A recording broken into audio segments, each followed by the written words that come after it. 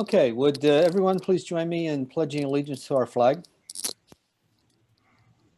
I pledge allegiance to the flag of the United States of America and to the republic for which it stands, one nation, under God, indivisible, with liberty and justice for all.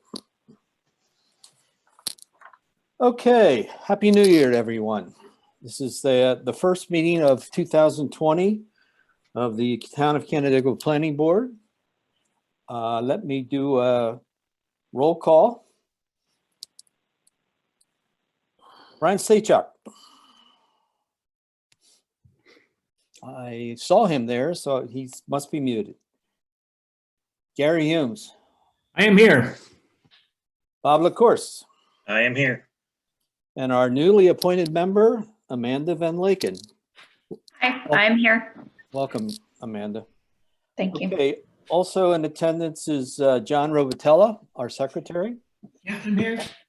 Our representing our consulting engineering firm, MRB, is Lance Brabant. Good evening. And also joining us tonight is Christian Nadler, our town attorney and planning board attorney. Hello, it's good to be back. Good to have you back, Chris. And Eric Cooper, our soon to retire from the town director of development. And we'll talk about that later.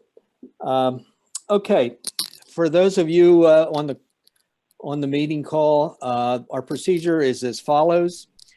We open up a particular application. We ask the applicant to make a presentation regarding their request. We ask the board at that time to then answer any questions, give any comments, make any statements. So that's the planning board I'm referring to.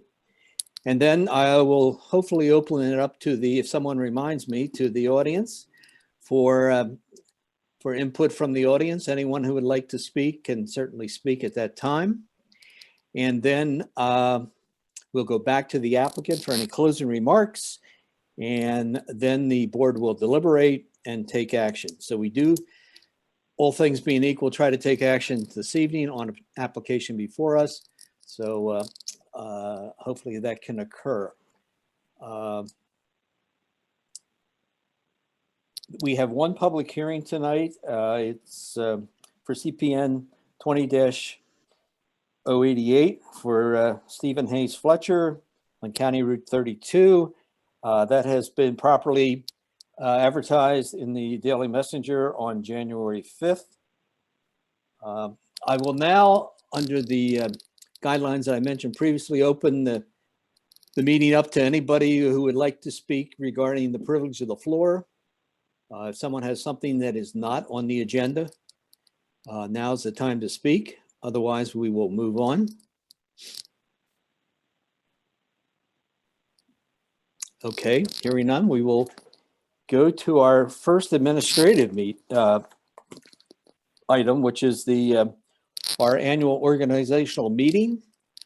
We apologize to the folks that are here for the applications, but this is something we have to get through at the first meeting of the year. So with that being said, I will now entertain a nomination for vice chair of the planning board.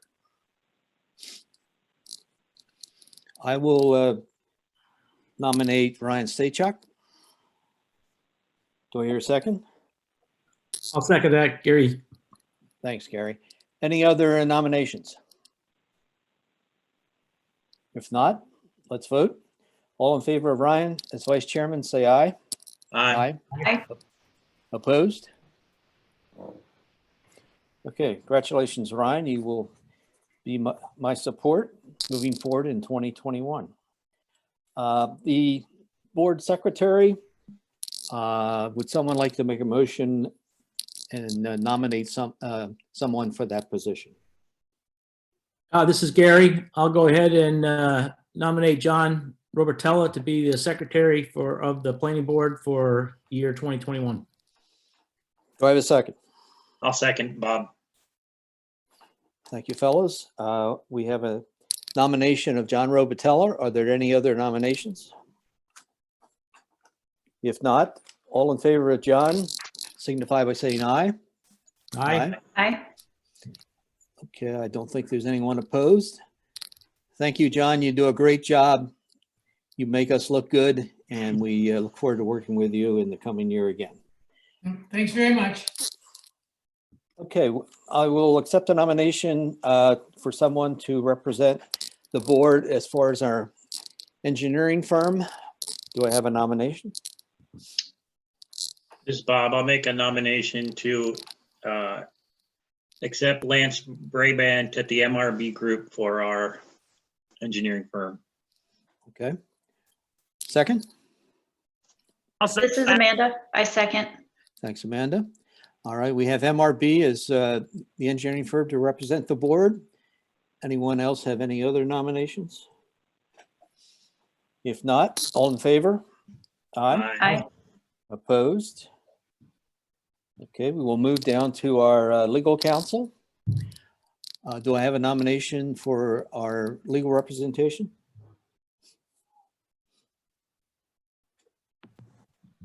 Ricketts. I No. will nominate Chris Nadler. Do I have a second? Bob, second. Second from Bob. Anyone else? Anyone else have a nomination for legal counsel? Hearing none, all in favor of Chris Nadler, say aye. Aye. Aye. Opposed? Congratulations, Chris. And I understand Thank you you. will be attending our meetings on a more regular basis, that the things are to the point we can have you back for most of our meetings, and we certainly welcome you, and we certainly appreciate your expertise and guidance. Thank you, Chuck. The town board thought it was important and thought the money was worthwhile to have me attend on a regular basis, and I'm looking forward to it. Very good. Okay, moving forward to our adoption of our rules and regulations. Hopefully everyone has reviewed them. Does anyone have any revisions that you'd like to suggest? I have one, and it has to do with the organizational meeting. The next item, which is not on our agenda and should be, and is not in our rules, is the adoption of our meeting schedule.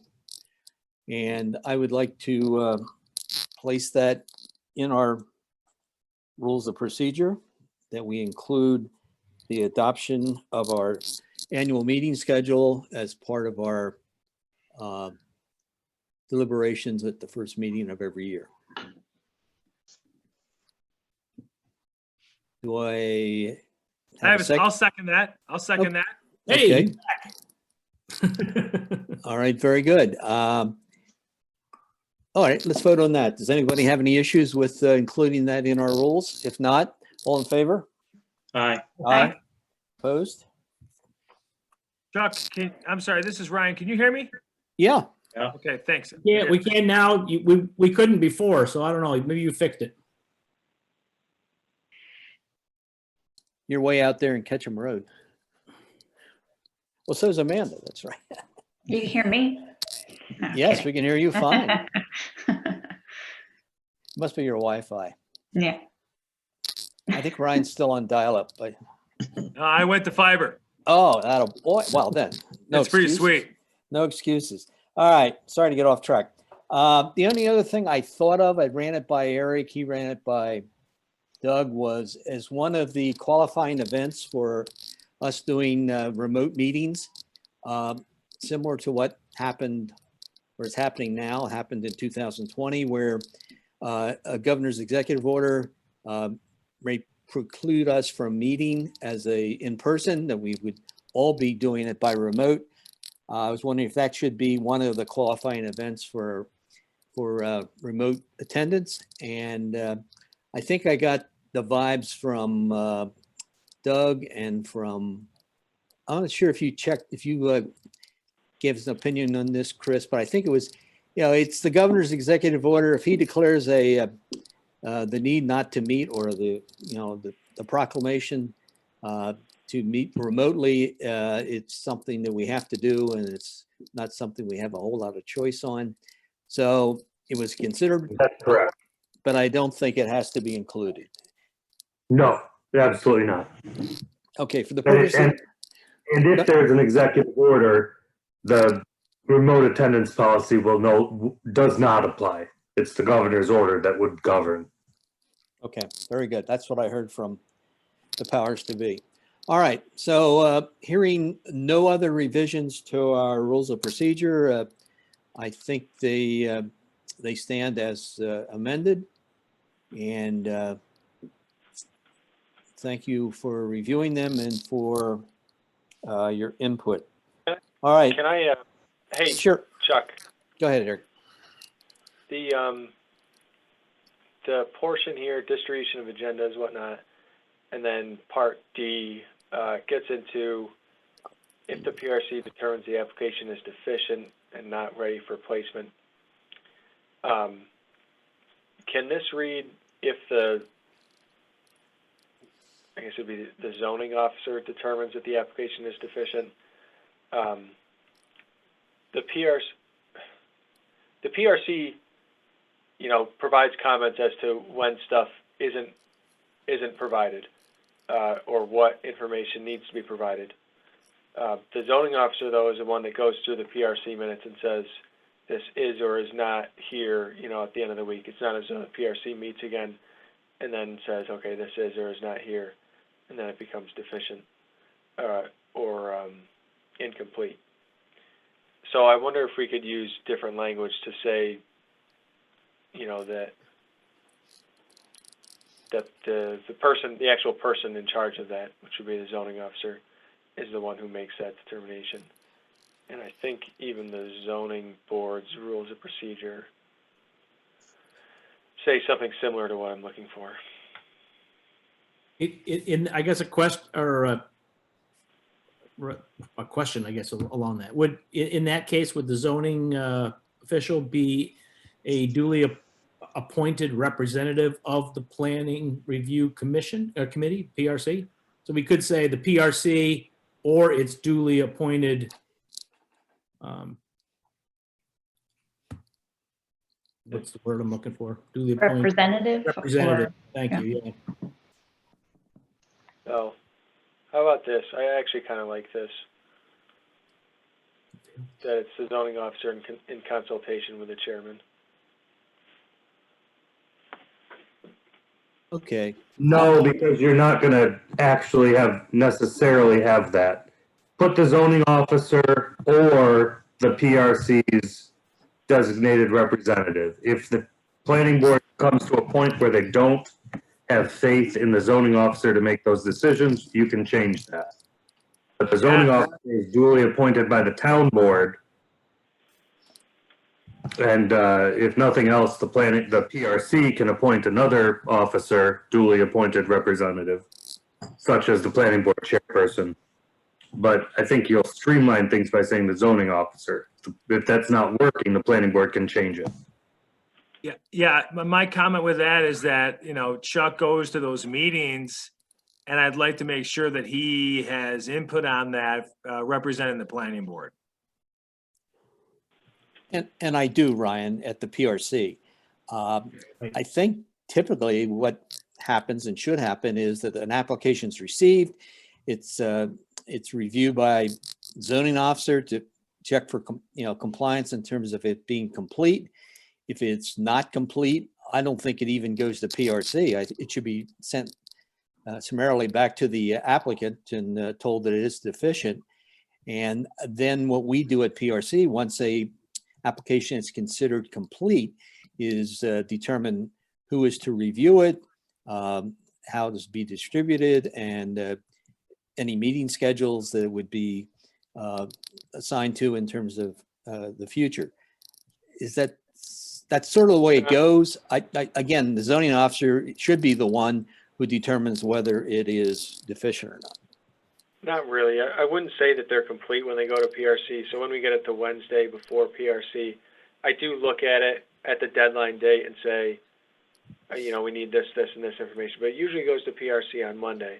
And that's when the PRC requests all sorts of information by the following Friday. So that checklist of items that we have Those things are all required by code, but we do go through them at PRC and request them at PRC.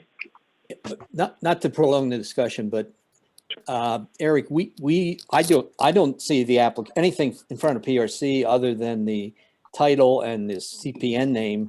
I don't see any plans prior to that meeting, so it would be, you're going into the PRC without seeing any information to determine whether it's complete or not. So I would rely on whoever received the application in the office to be the person to sit there and say, okay, well, you need this, or you're missing that, or you got to pay your check, or whatever it is. So, I think the staff person sitting in the development office who receives the application should be the first line of review in terms of determining whether an application is complete or not. Chuck, this is Lance. Just to further agree with that, and again, not to prolong it, but to that extent, the zoning officer or somebody, a lot of times at PRC, we determine that there's items that need to be addressed, and they have until, let's say, Friday of the week to get it in. The planning board chairperson isn't there to receive that information. The zoning officer is. So it only makes sense for it to be the zoning officer, because ultimately, when that information does get resubmitted, somebody has to review it to make sure it's compliant with that request. Let me suggest this, just to prevent any potential, I mean, we're not gonna have Eric as our reviewer for much longer here. Change the PRC in the second sentence to zoning officer. And then at the end of the sentence, put unless the planning board chair disagrees, or unless overridden by the planning board chair. So in some small towns, you get a zoning officer who doesn't like an application and won't put it on a planning board agenda. If you say, unless otherwise directed by the planning board chair, if the zoning officer determines that the application is deficient. So that way you have a backstop. If an applicant really wants to be on an agenda and the zoning officer is illegitimately keeping it off, the planning board chair can override that. I'm fine with that. How does the rest of the board feel? I think that sounds good, because I'm just concerned about, like, for example, sometimes we see a lot of applicants that don't have a formal site plan engineered stamped, and we have to give I don't want any of those little minutiaes stopping an applicant from being able to put up a shed or something, Okay, well, if we're all in agreement with the wording in front of you, let's go with that. Nope. Well, I don't think it's in the right place where he just did that. It's just the way I'm reading it. I got two issues personally. This paragraph D is kind of all about the planning review committee, the PRC, and the roles of the PRC. And I think the way we've written it, while we all agree that the zoning officer is the one that's doing that job, he's doing it I believe, as a duly representative, or a representative of the PRC. The PRC has asked him to take on that role. He's not doing it in his official role as just the zoning officer. I may be wrong. That's kind of where I'm thinking. So I liked it better where we say that the PRC or its representative, which in this case is the zoning officer, is the guy that is the person that does that. And then I think the second part that Eric just added, I think would be better in the beginning of that sentence, but now I don't see that anymore, so I can't. This part. Yeah, the unless, I like that better, and it just doesn't make sense where it's written right now. I think you could put that in the beginning and just say, unless, yeah, put it up there. Unless otherwise directed by the planning board chair. Yes, unless otherwise directed.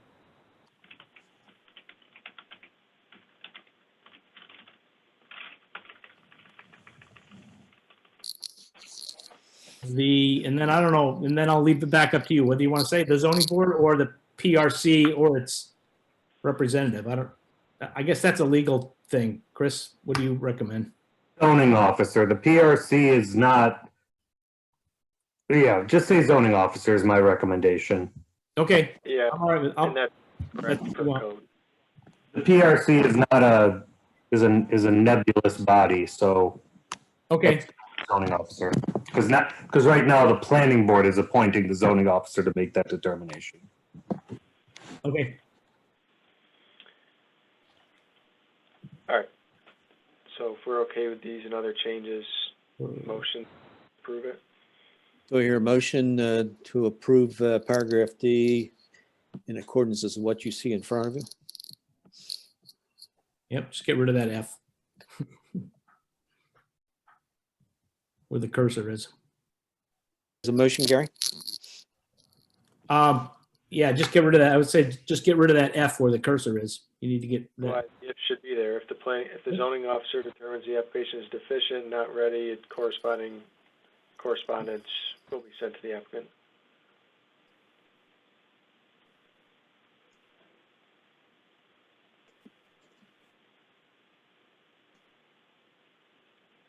Oh, okay, all right. Okay, Okay, ready to move it, Gary? yes. Okay, I have a second? Second.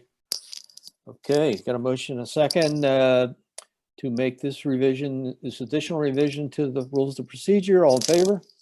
Aye. Opposed? Okay. And lastly is the adoption of our schedule for the year, including application deadlines, PRC meetings, planning board meetings when they'll be held. Everybody okay with those? Yep. Okay. They look good. I do know, I noticed PRC's on Flag Day. The town, that's not a holiday, right? June 14th?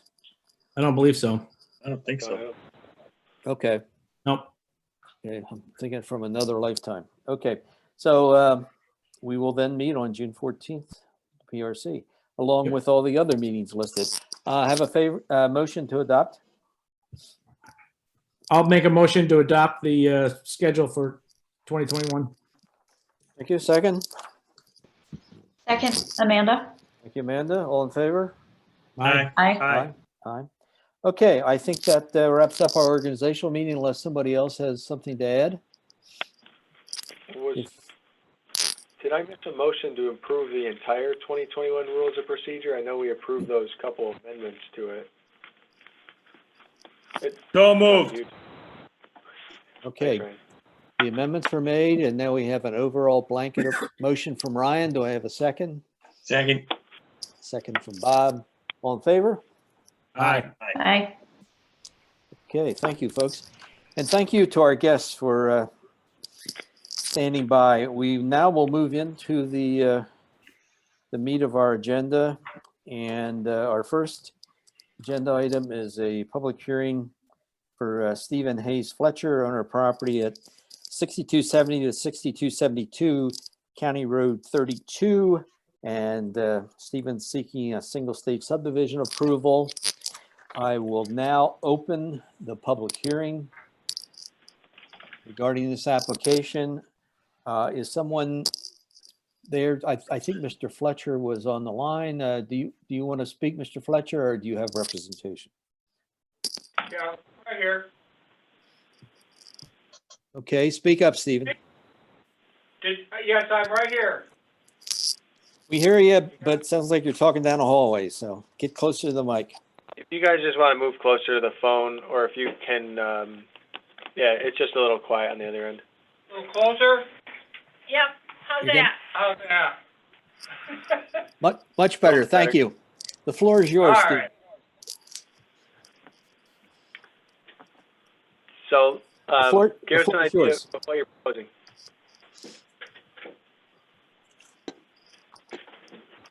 Stephen, Yes. tell us what you're doing out there. Well, my mother's passed on, and my brother and I divided up the property, and the way we saw fit by the will was to divide it down the County Road 32. And this section here of 6.483 acres is in Canandaigua. So we had to get this, so the inheritance could go through properly.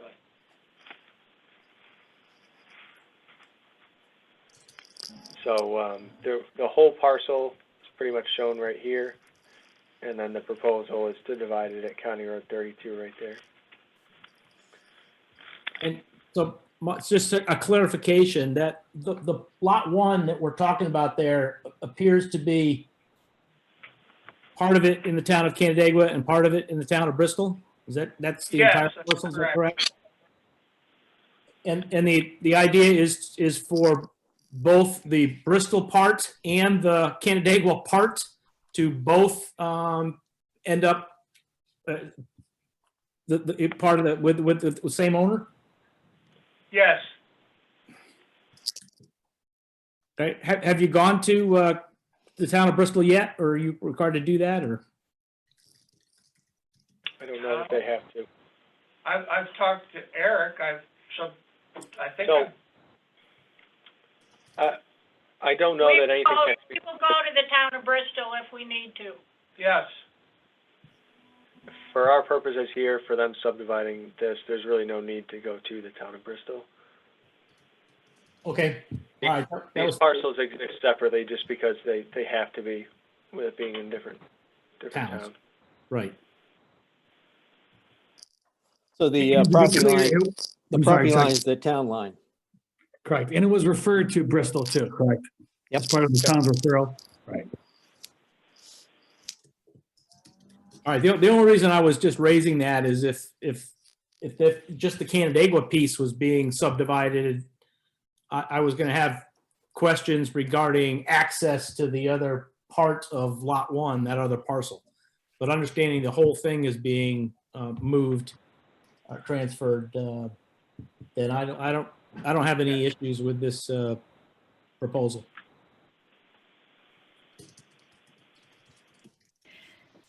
Yeah, And if this that wa- is, go ahead. Excuse me, go ahead, Amanda. I was just going to confirm, this is Amanda.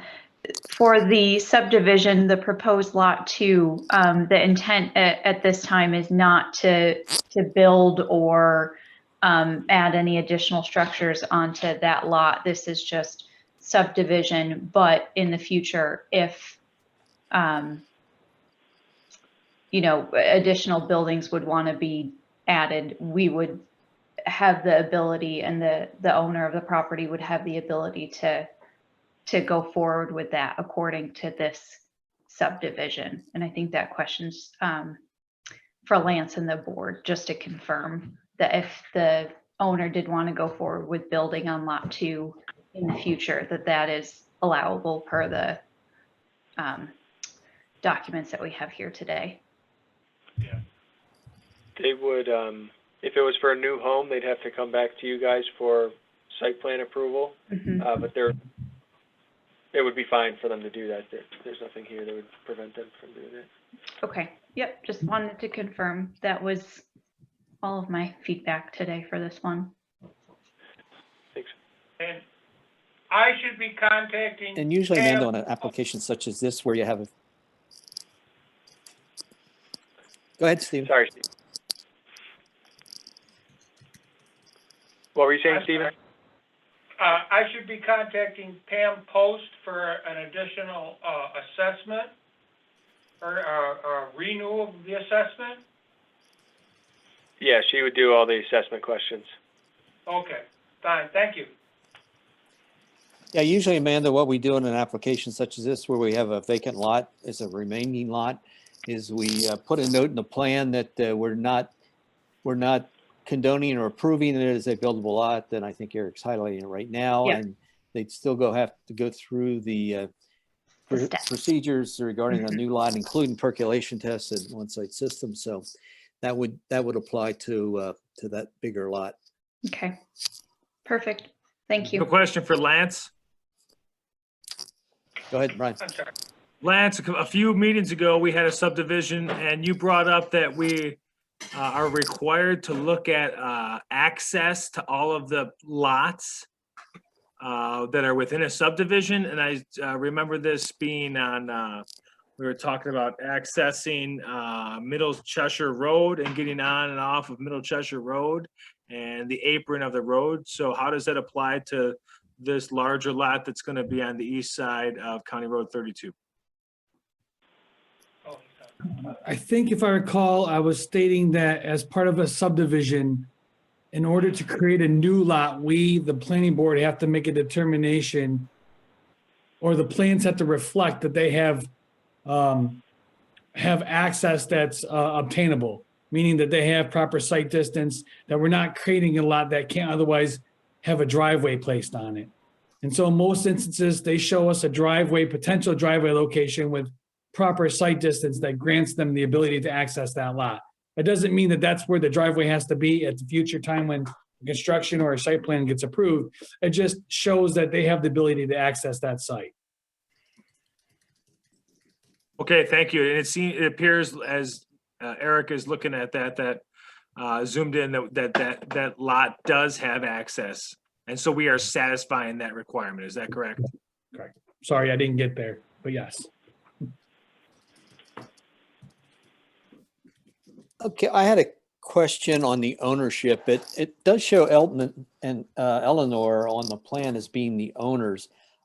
Stephen, I understand they've passed, and that you and your brother Peter have inherited the property, and you're going to split it up. Do you own the overall property right now, or is it still in a trust or something belonging to Elton and Eleanor? We're just trying to finalize the will right So, now, so. We take possession. So you guys are the executors? Yes. Okay. So I guess I'm comfortable with that. They can't list themselves as the owners until they subdivide it so that they can transfer ownership under the terms of the will. okay. And they are the applicants as far as the subdivision was concerned. Okay.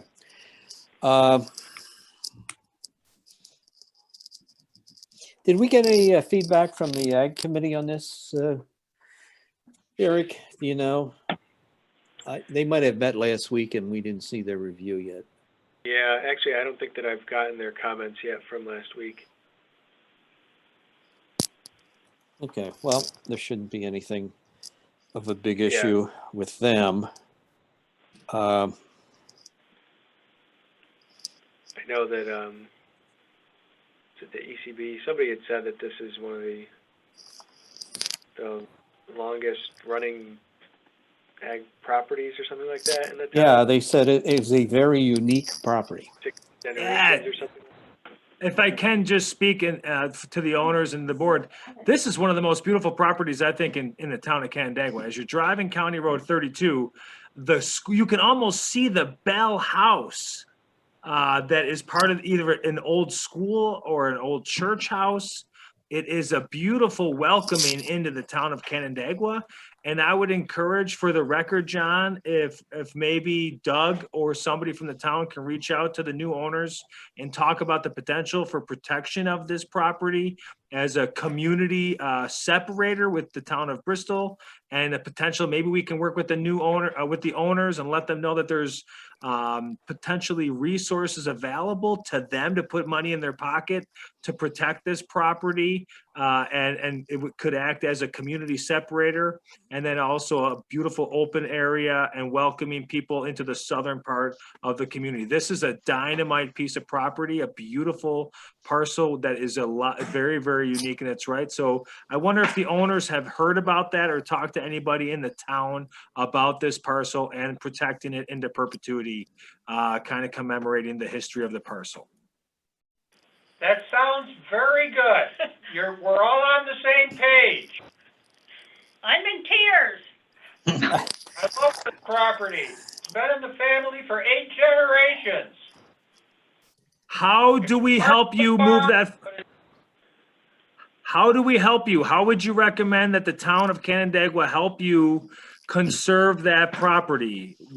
How can we help? Well, right now, we just want to maintain it the way it is, and then work out whatever you works out best. But we see the value pretty much the same way you guys do. This could be a potential PDR candidate too. Yeah, I would say the board, if it's something that you think is appropriate, you know, reach out to the town board and the town manager.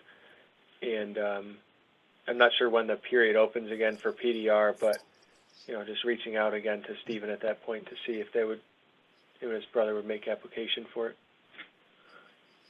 Okay. If no one else is eager to do that, I would gladly write a letter, Chuck, and have you proofread it and draft it, or the whole board encouraging the town and Doug to move on this property, that, if that's okay, if you're into that.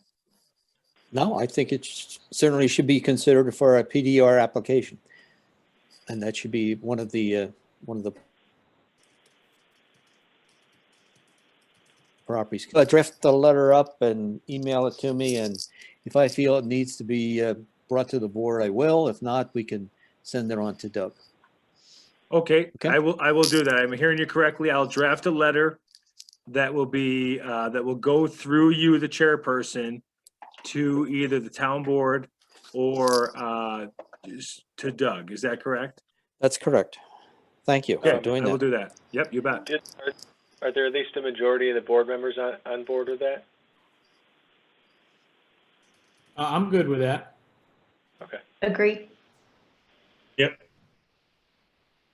Okay, getting back to the mundane world of a two-lot subdivision. The Ontario County Planning Board, they had Two-lot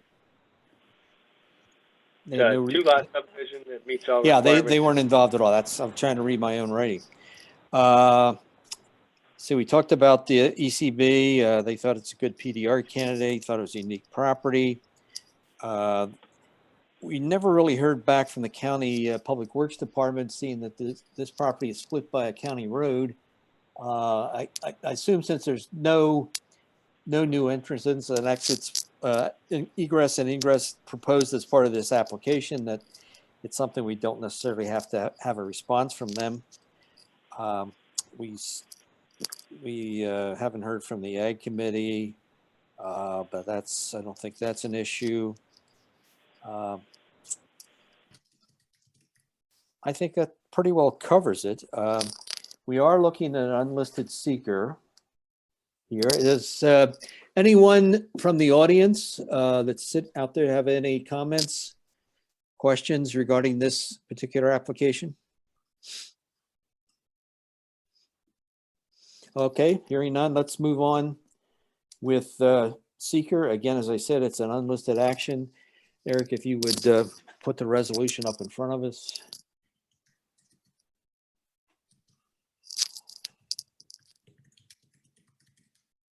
I'll make a motion to approve seeker resolution, CPN 20-088. And should I do all of them at once? Should we bundle them? Since it's unlisted, let's do one at a time, if you don't mind. Okay, my motion's on the table. Do I have a second for the seeker? I'll second it. Okay, all in favor? Aye. Say aye. Aye. Aye. Okay, now, Ryan, you can move on to the subdivision. I'll make a motion to approve CPN 20-088 single stage subdivision plan approval resolution for the beautiful County Road 32, 6270 and 6272. Can we take off conditions 2 and 3 because I think they're already on the plans? Yeah, I was just gonna say that. Yep, they are. I was gonna mention that as well. Does it hurt to have them on there? We gotta take them off to be consistent. Yeah. Yeah, I we're think so. requiring, I mean, from that, we're requiring them to do something that's already been done. I don't think we need to do that. Okay. Yeah, Excuse me, Chairman. Marietta Neskowitz, who owns the adjacent property, is on the line and has a question. Oh, okay. Thank you. Hi, my name is Mary Ann, and I've got,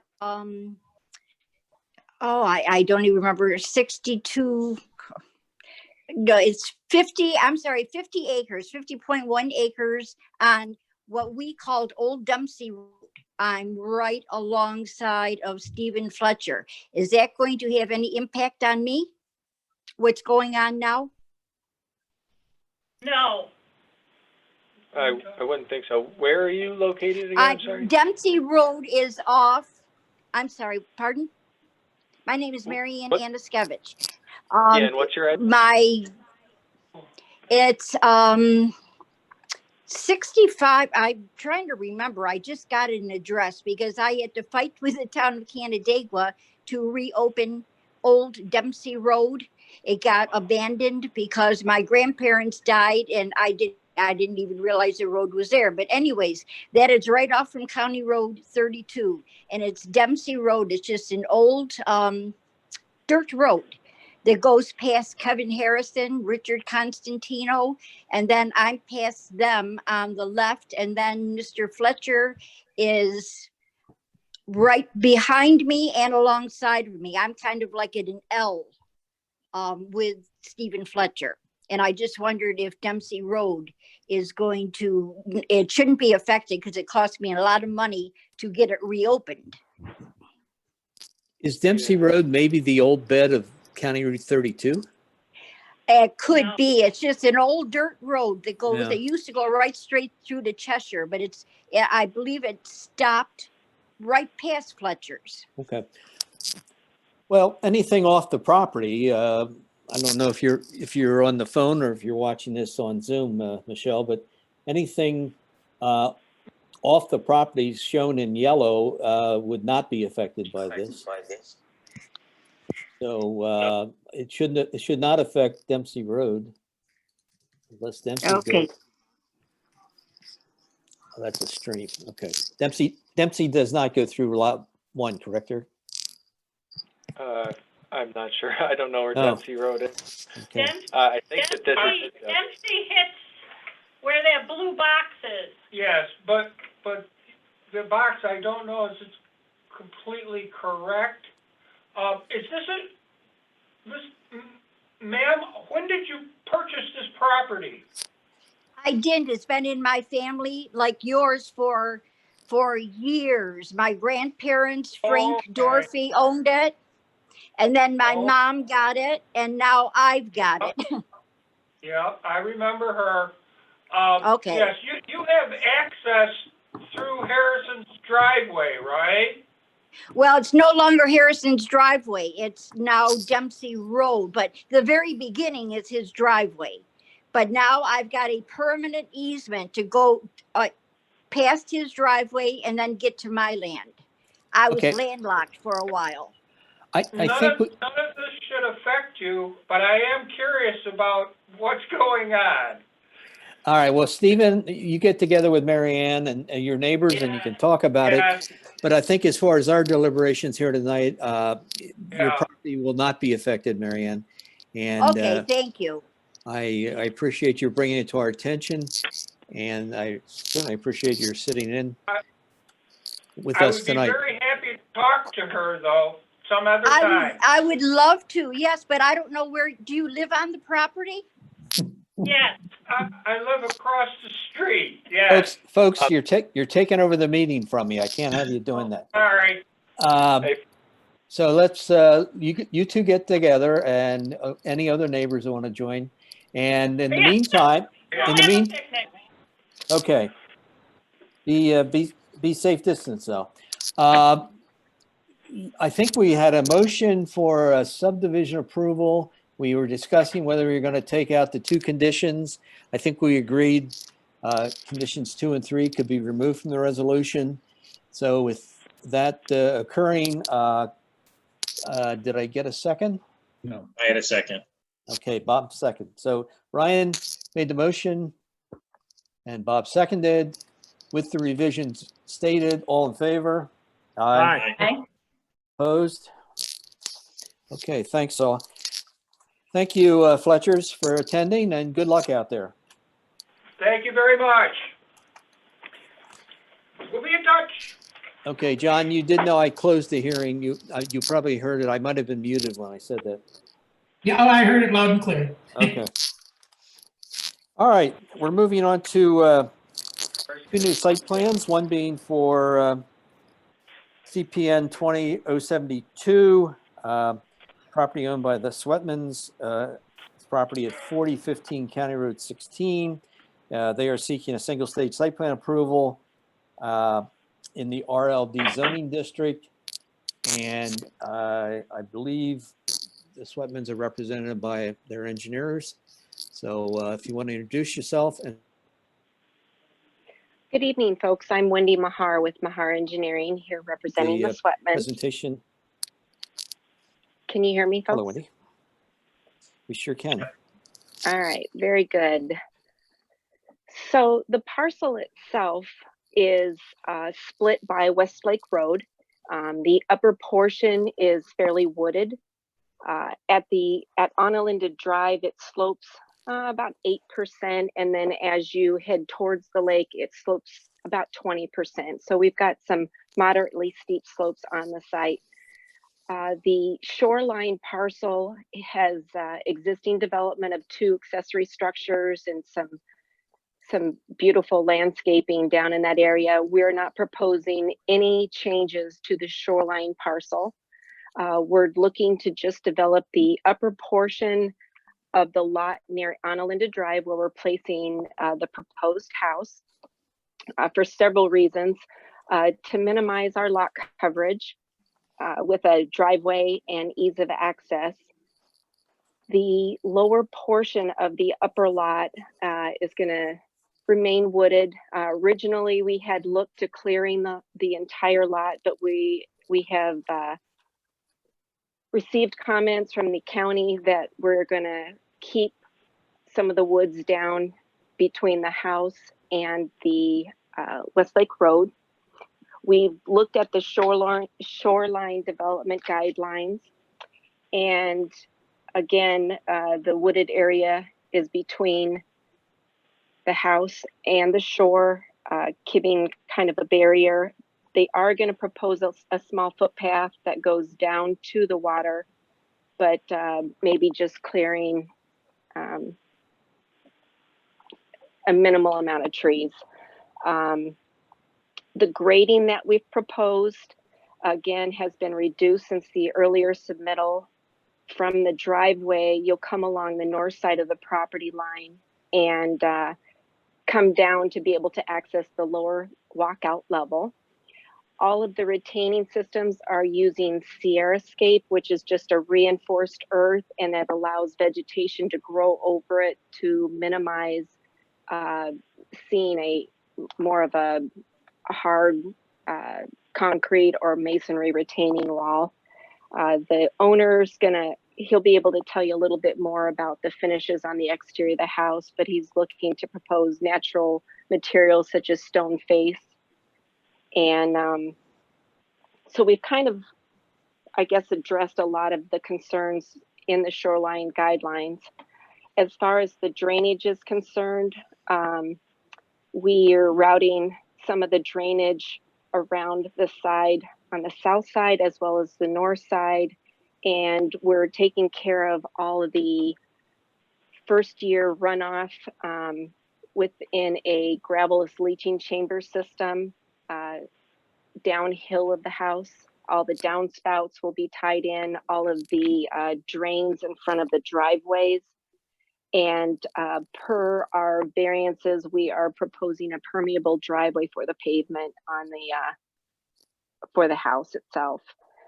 And that's pretty much the gist of it. I'd like to entertain any questions that you might have regarding the drainage or layout.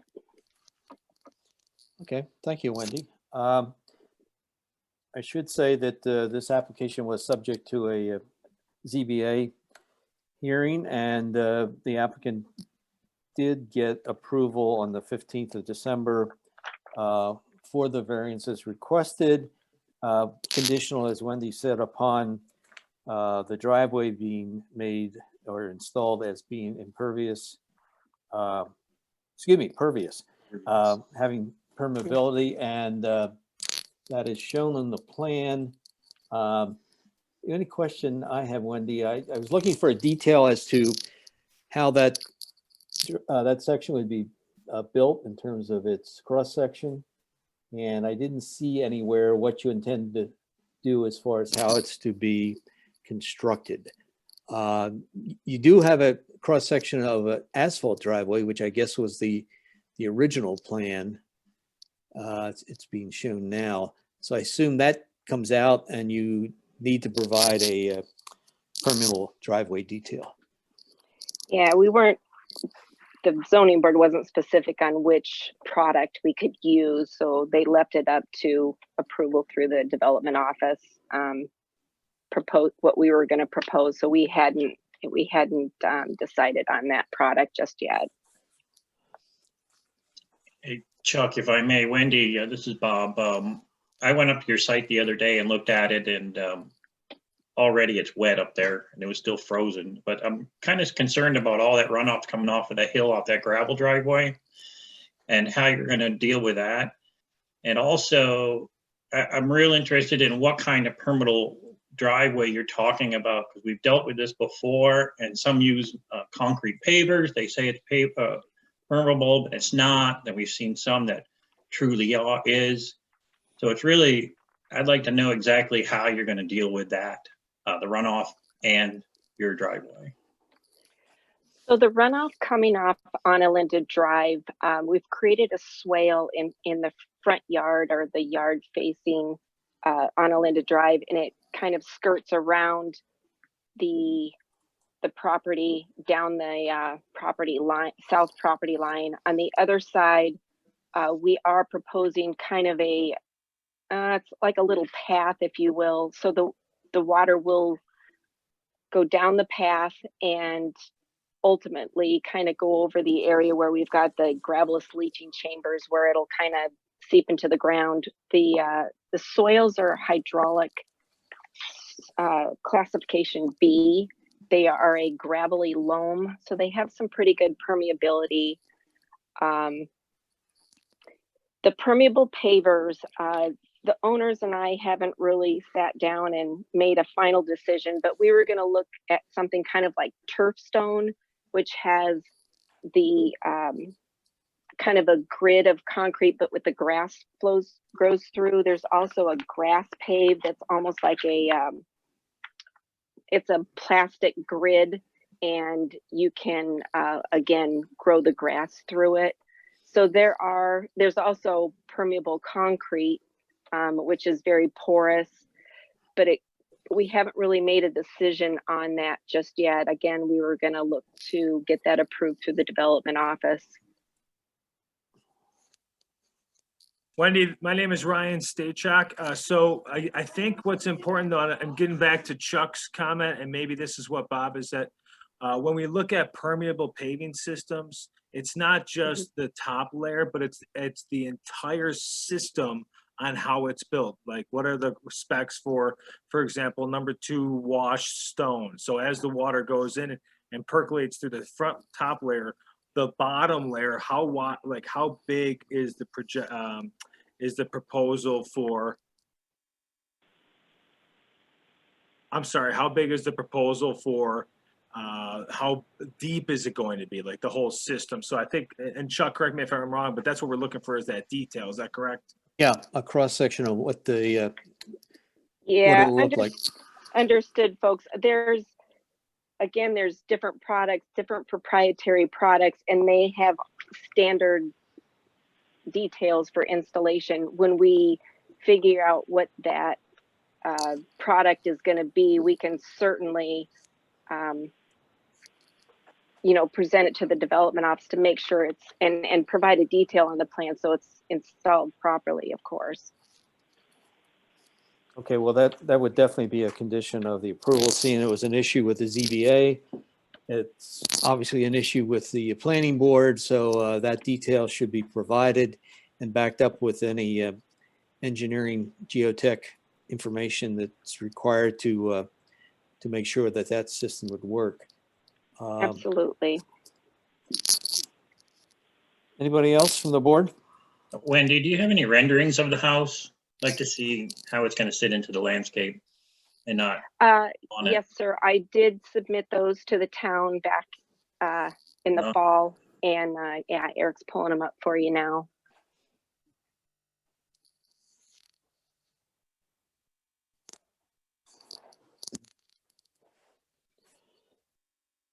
So the rear would be obviously facing the lake, the front is facing on Linda.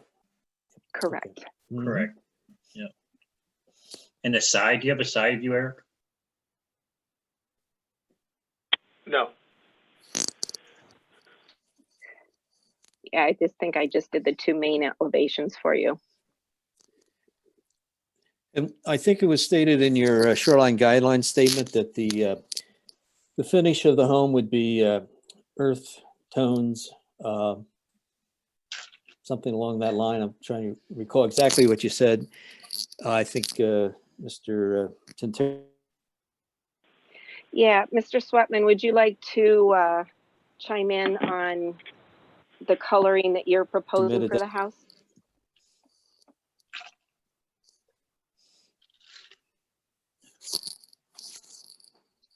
He may be muted.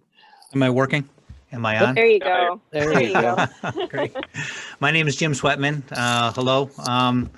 Yes, like any good husband, I'm leaving the color of the home up to the wife, but I'm taking care of the building portion of it and, getting the financing ready, but all the interior design stuff and color stuff. And I told her as long as it's not purple or orange, it can be all right. But I think she's talking about something like an off light, like green color, which we're seeing a lot. Not green, I want to use green, but she told me the color that she was looking at. The idea of this house, because the lower section by the lake is such a unique, special area. A lot of time, as you can see, is spent with Pat Morabito Architects standing down at the lakefront and looking up at that house. We want to try and mimic some of the architectural features that are down on that lot. And you can see we're doing that with the fish scale at the top. The siding is the same as the structures down at the bottom of the lake. And so and of course, the stone will match the retaining wall. It's just an unbelievable retaining wall. I heard it took over a year to build it down at that lower lake area, that this stone will mimic that retaining wall. So there's a lot of things that we're bringing up so that it looks like one made to be property. So it's not something architecturally crazy on the top and something that doesn't match on the bottom. We're also planning on, at the top of the house there, you can see the fish scales there. Whatever color we paint that, we're also going to change the paint color down at the lower property, because there's 2 properties next to each other, the bigger house, and we're kind of the smaller doll house there, not house, but structure. We're going to change the painting on that to match up, to give a little break so that we don't look identical to the house next to us. So there is, I don't know if I'm answering your question, but there has been a tremendous amount and still a tremendous amount of time in making sure that this is a very architecturally pleasing home that's being built. It is the last lot that's available on Linda, and we want to try and make sure that everything flows very, very nicely here. Okay, thanks, Jim. Yeah, normally we don't legislate colors of siding, and certainly that's your wife's decision. We don't want to take the decision away from her, but we do have concern about shoreline guidelines, and one of the considerations we make when we're analyzing this, what it's going to look like from the lake, is the color of the house itself. And that's why there was the concern of making sure that it's not something that's bright and white and sticks out like a purple sore thumb, because that certainly adds to. We don't want purple, orange, and purple.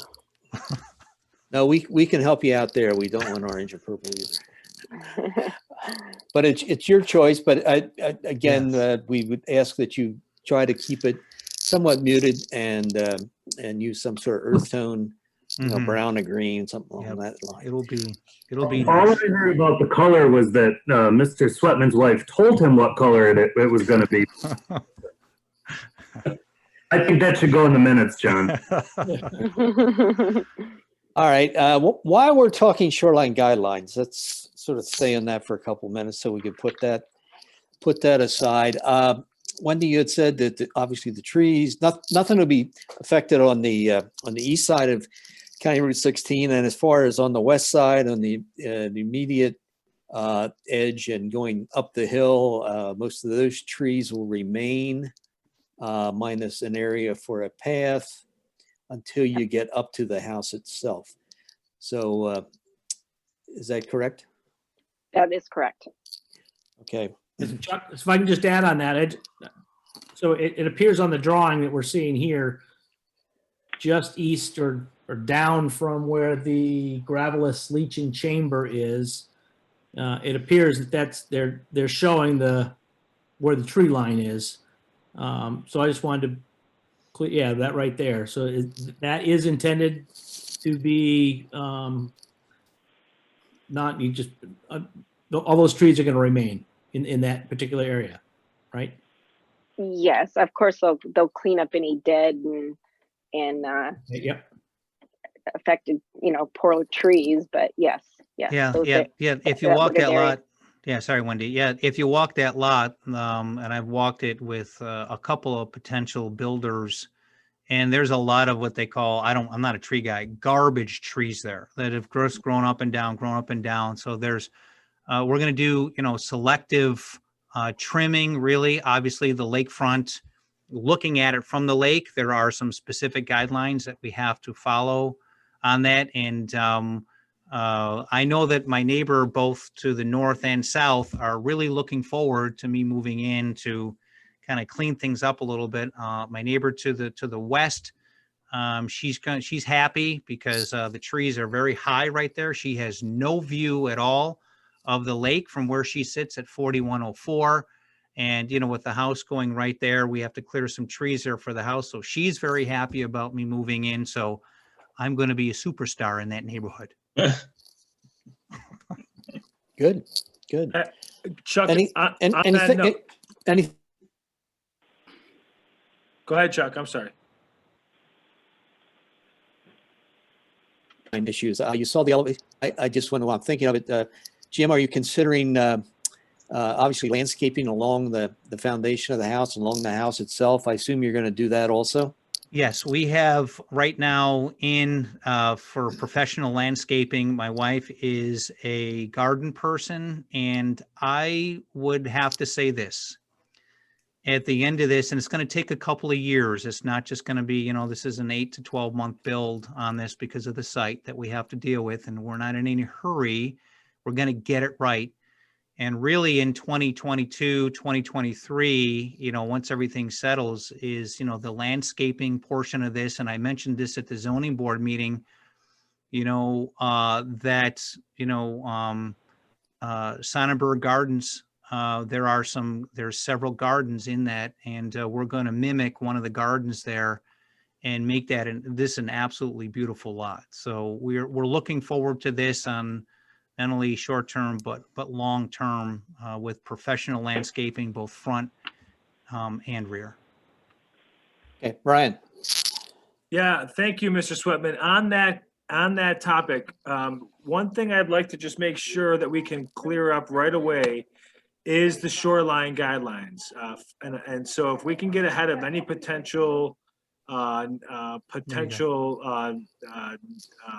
public outcry, if when people start seeing the trees getting cut down, let's get ahead of that as a team. We're all one team here. Yep. So I'm hearing at one point that we're not going to touch the trees. Then I heard we're just going to remove the garbage trees. If we go back to, yep. Here, if you can go back to that other picture, Eric, and by the way, I don't know where you got that from. That's absolutely beautiful. First thing I'd like to do is get rid of that stupid telephone pole right in the middle of them. That's going to be, obviously you can't because that's utility. I'd love to somehow, I'd even pay underground to go up and clear that whole thing up there. But you can see really from this thing, it is almost like a picture. It's almost like a frame here. On the left and on the right are the two huge trees that are on the lakefront side of things, on the west side of things. Those are the two big trees that are sitting there. Those are going to stay. There is no plan or anything. But the house is going to sit up at the probably just below where the second wires is. That's where you see, well, you can't see, oh, the house over on the right, you can kind of see how that's set up.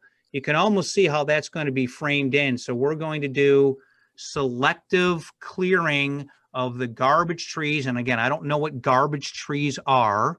That is what my, to get, a view of the lake over there. So that's pretty much what the plan is as far as clearing goes.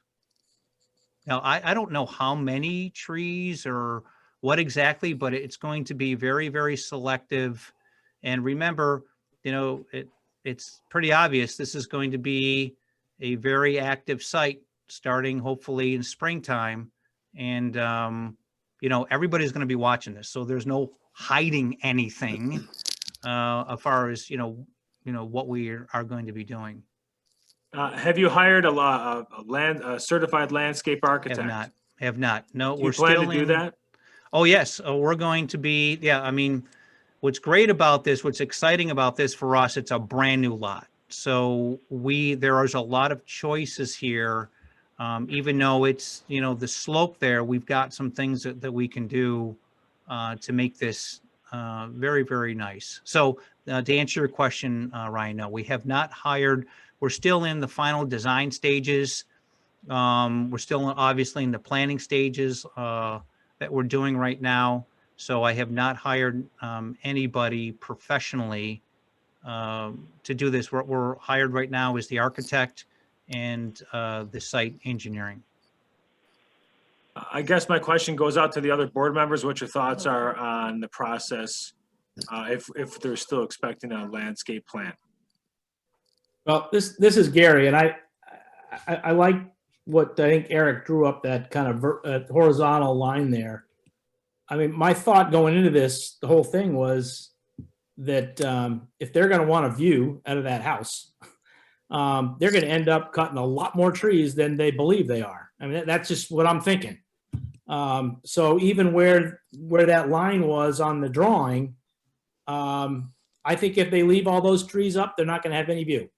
And they're going to come around to us later on. They're going to say, no, we need to cut a lot more trees down because we want a view. And personally, I believe I'd like to see a more detailed plan that maybe is done by a landscape architect that can validate what trees are going to be left, which ones are going to be up, and what it's going to look like from this view when the house is built. We've seen that before.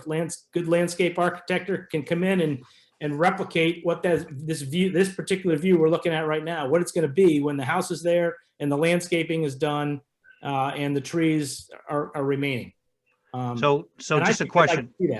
So just a question I have, whatever you guys want me to do. So does that entail, again, I'm just asking the question, does that entail marking the location of every single current tree and then have that on a drawing? And then how is that done? I don't understand.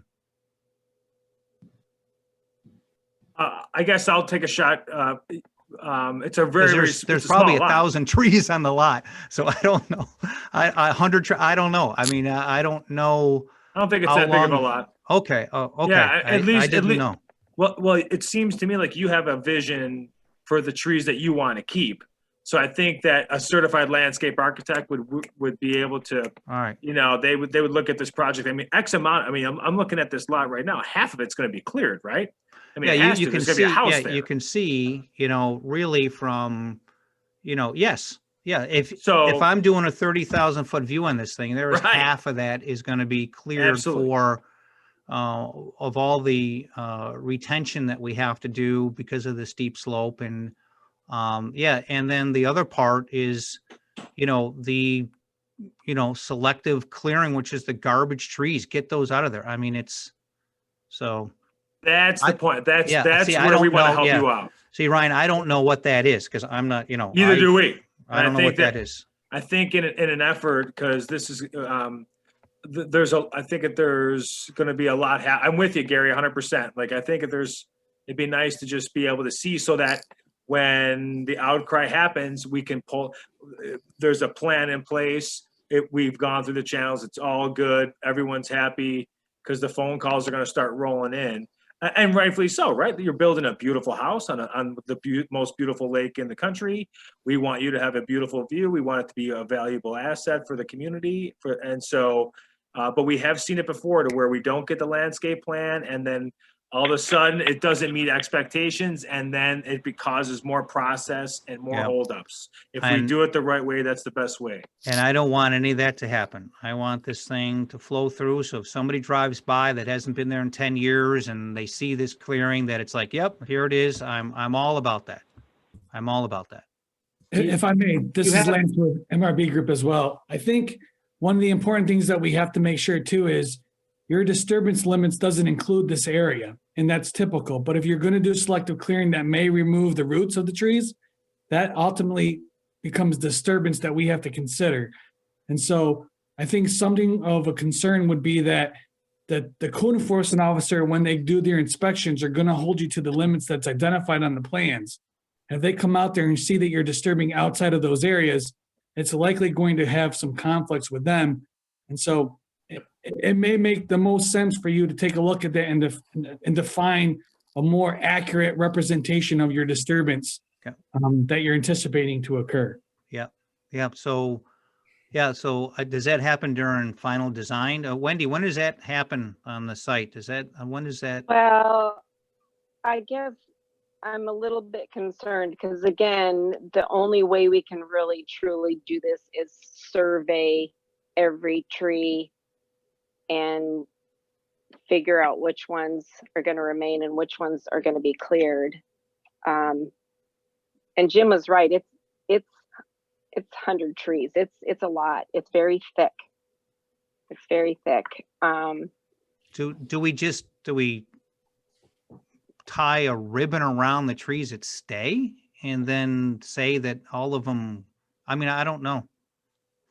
So that's why you contact, I mean, we can't do that for you as the planning board, but that's why that's part of the whole, I mean, that your engineer should know that. I mean, you contact a certified landscape architect. Okay. They go right through it. This is very regular common practice. Okay. Okay, good. Perfect. This is my first time doing this, so. Yeah. And one other encroachment you'll have, Jim, is your sewer lateral.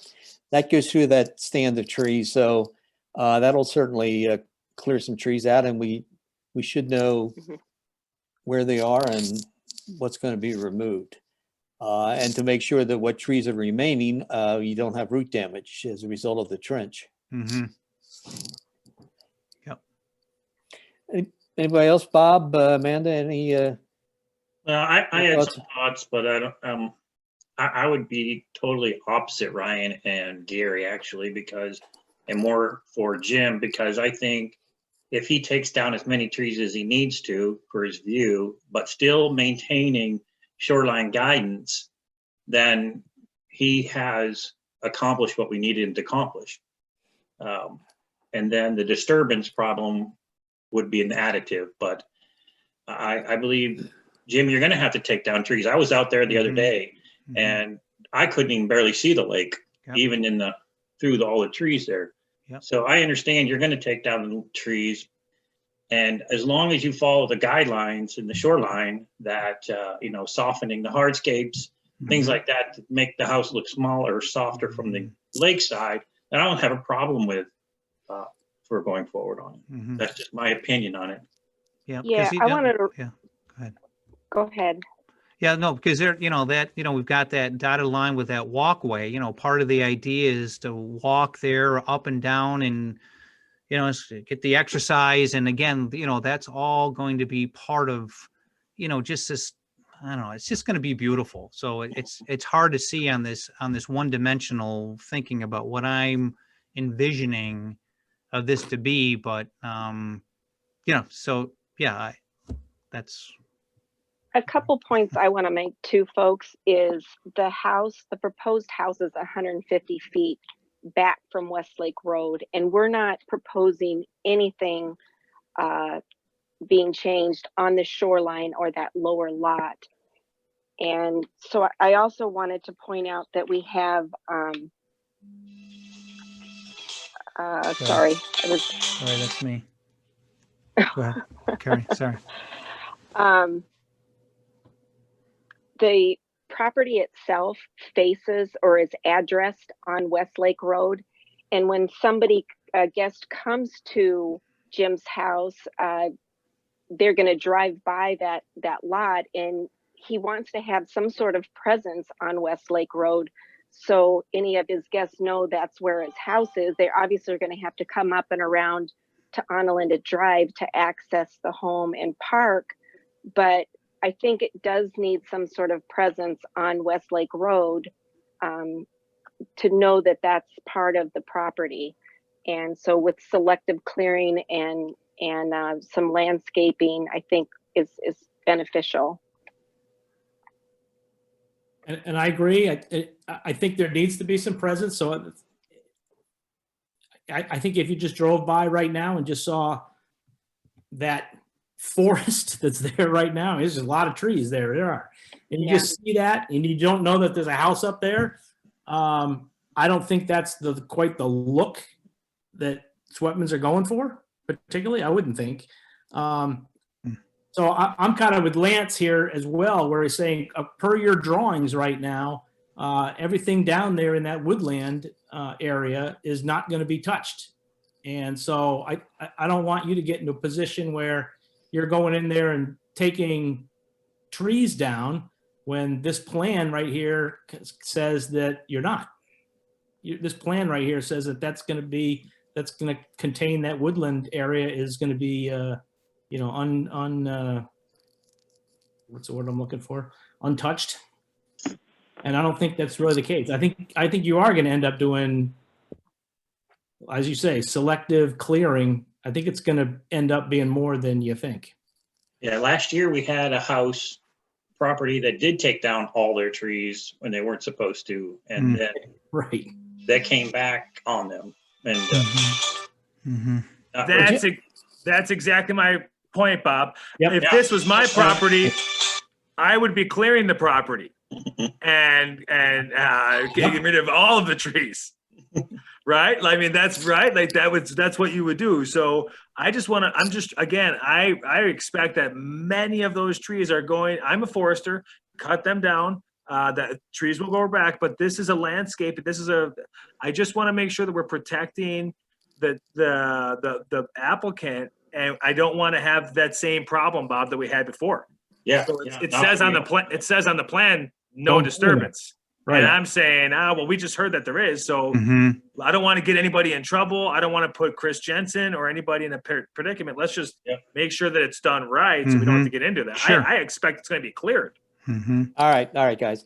To keep this thing moving, Jim, how about if we approve the plan as submitted, as has been stated, you would not be able to go outside or into the delineation of the area to remain. Could you work with that, at least get your project going, and then at some point in the future, if it's determined you want to go into that area and do some clearing out, that you come back with an amended plan to do that based on a review or a plan submitted by a landscape architect? Yeah, because I see this as really a phased, all this isn't going to happen this year. It is just too big of a project. There's too much going on. There's too many, planning and everything like that. So yeah, I would say that, leave it the way it is. And really we would be clearing the front part, or, the west part where the house is. And then I don't know what the process is. So you come back with a landscape plan next year, or what is the process? And is it with the planning board here? Is that what you do? Yes, you would come back to it for an amendment of the plan. But I want to be clear that there's no guarantee that plan would be approved or how it would be approved. So you're sort of, you're doing your own risk in terms of stating what you're stating here, that area will remain untouched minus the area needed to put the sewer in and maybe the water line. But otherwise, that forested area or that tree area would remain as is. And the only work would be up on the hill. Well, I think, I guess kind of half, and what I would do is I'd like to still clear and I don't know the name of it, the garbage trees that are there. There's so much like undergrowth and all of that stuff. I want to be able to clean that up. So it's even phase one, it's a clean looking site. And I don't know what that means. What if you limit it to trees like above or below a certain size? Yeah. I mean, something. No. Oops. Those are called diameter limits. Uh-oh. Let's not do that. Ryan says no. Yeah, no, then it's just more nightmare. What if you get a tree that is infested with emerald ash borer and it's over 10 inches? You know what I mean? Like, you know what I mean? Like, we don't know what those trees are.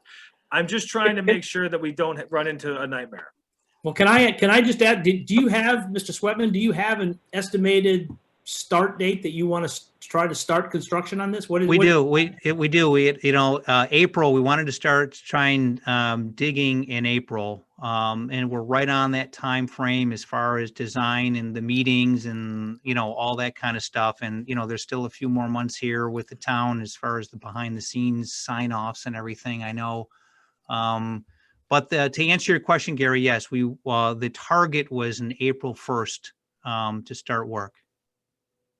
So I was just asking that question to see if we just table this for 1 month and have him, would that be reasonable time for you to get a landscape architect to go through that and sit down with you and discuss what you come to a vision on that section and then come back in a month with a revised plan? Would that meet your needs, or do you need Gary, I'm gonna throw that out. Lance, you're an engineer architect. Is that a time frame out there in the world, or is it? I don't know. Jimmy, you should be asking your engineer. I know. I'm sorry. Not Wendy, our I know. No, folks, right now, surveys are backed up about month to 6 weeks. It would be really challenging to get that accomplished within a month, honestly. I think, Jim, moving forward with the approvals as is, and we can still come back in a month or two if we get things accomplished, but at least if you have approvals, you'll be able to move forward with the build. Mm-hmm.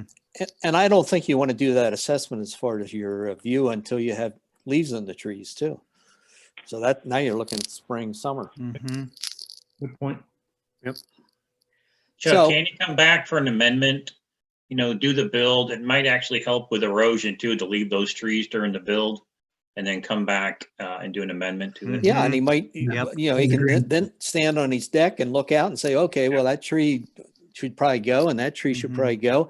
And then you can bring that back to us for our consideration as to whether they should or not. I have no problem with that. Like I said, this is going to be a phased project, and so I have no problem, coming back. I just, I don't know what is the flavor of something like this where I come back and next year or 6 or 8 months and say, okay, here are the trees. Does everybody just go no, or how does that usually happen? I mean, certainly if you come back on your own volition, it makes it, we welcome you more than you're being brought back by our code enforcement officer. That you're not in handcuffs. Holy smokes, really? So, so you come back and after your deliberations and considerations, and then I think we as a board will have a better assessment. We can go out and look at the property, that the house will be there, and then, but as far as if you get approval tonight, that area that's shown on your plan would not be able to be touched short of installing the sanitaries. Okay. Yep. I have no problem with that. And no clearing out dead wood for the time being. That would be part of your assessment that you would do in the future. Now, would we note on here at all that would be like a phase 2 or something, or do we phase this? Or, okay, we'll just leave it the way it is. Okay. Leave it the way it is. As far as we're concerned, you may not come back. You might say, who knows? That's true. But like Gary said, you're probably going to say, boy, I wish we could see the lake. And you might want to do some clearing at some point. Mhm. So, all right, well, we spent enough time on that, but it was a good discussion, and hopefully, Jim, you've got some guidance on that. Mhm. Other issues related to this before I do want to go out to anybody in the audience that would like to speak. We talked about the driveway. You show a 4-inch ACP pipe that runs down the south. What purpose does that serve? It's an existing pipe? Does it drain off of Analinda? Yes, I believe so. A 4-inch Yes. storm drain. Okay. That's a sewer. There's a sewer line there. It's an existing sewer lateral from a house up the hill. Oh, okay. I'm sorry. Okay. So it's an existing sanitary sewer. Okay. Yeah, there's an existing easement, sir. We've had concerns with properties being developed up on Analinda regarding traffic, access, drainage. Drainage has already been brought up.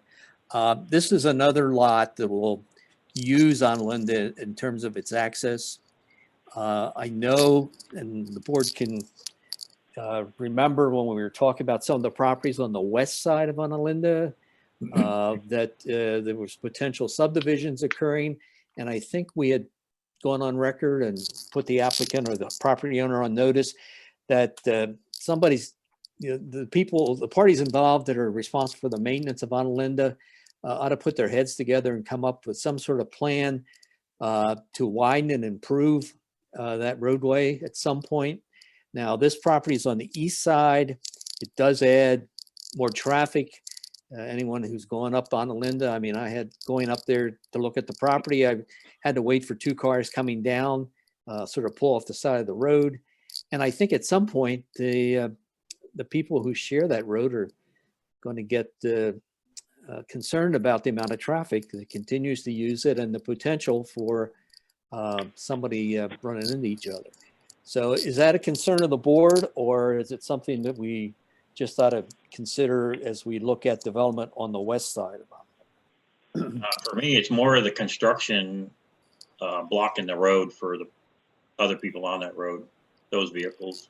I agree. I think that's relevant to this particular application is how is the construction vehicles, where are they going to be? Are they going to take up the road and just stop traffic, or is there a place for them to actually go onto the property and do the work? Well, there is that plateau up on top off the roadway. And I think that's where the construction, certainly coming up off of Westlake, they're going to have to make that circuitous turn like everybody else. But okay, well, Jim, are you familiar with the terms and conditions of that easement as far as access, what your responsibilities are in terms of maintenance? Yes. Have you looked into that? Okay. Yes. Yep. Yeah. I had a discussion down at the end of the street. Is the lady that kind of manages the road there. And we had discussions and emails and things like that. So the answer is yes. Okay. So you know what you're in for. Yes. Okay. Yes, I do.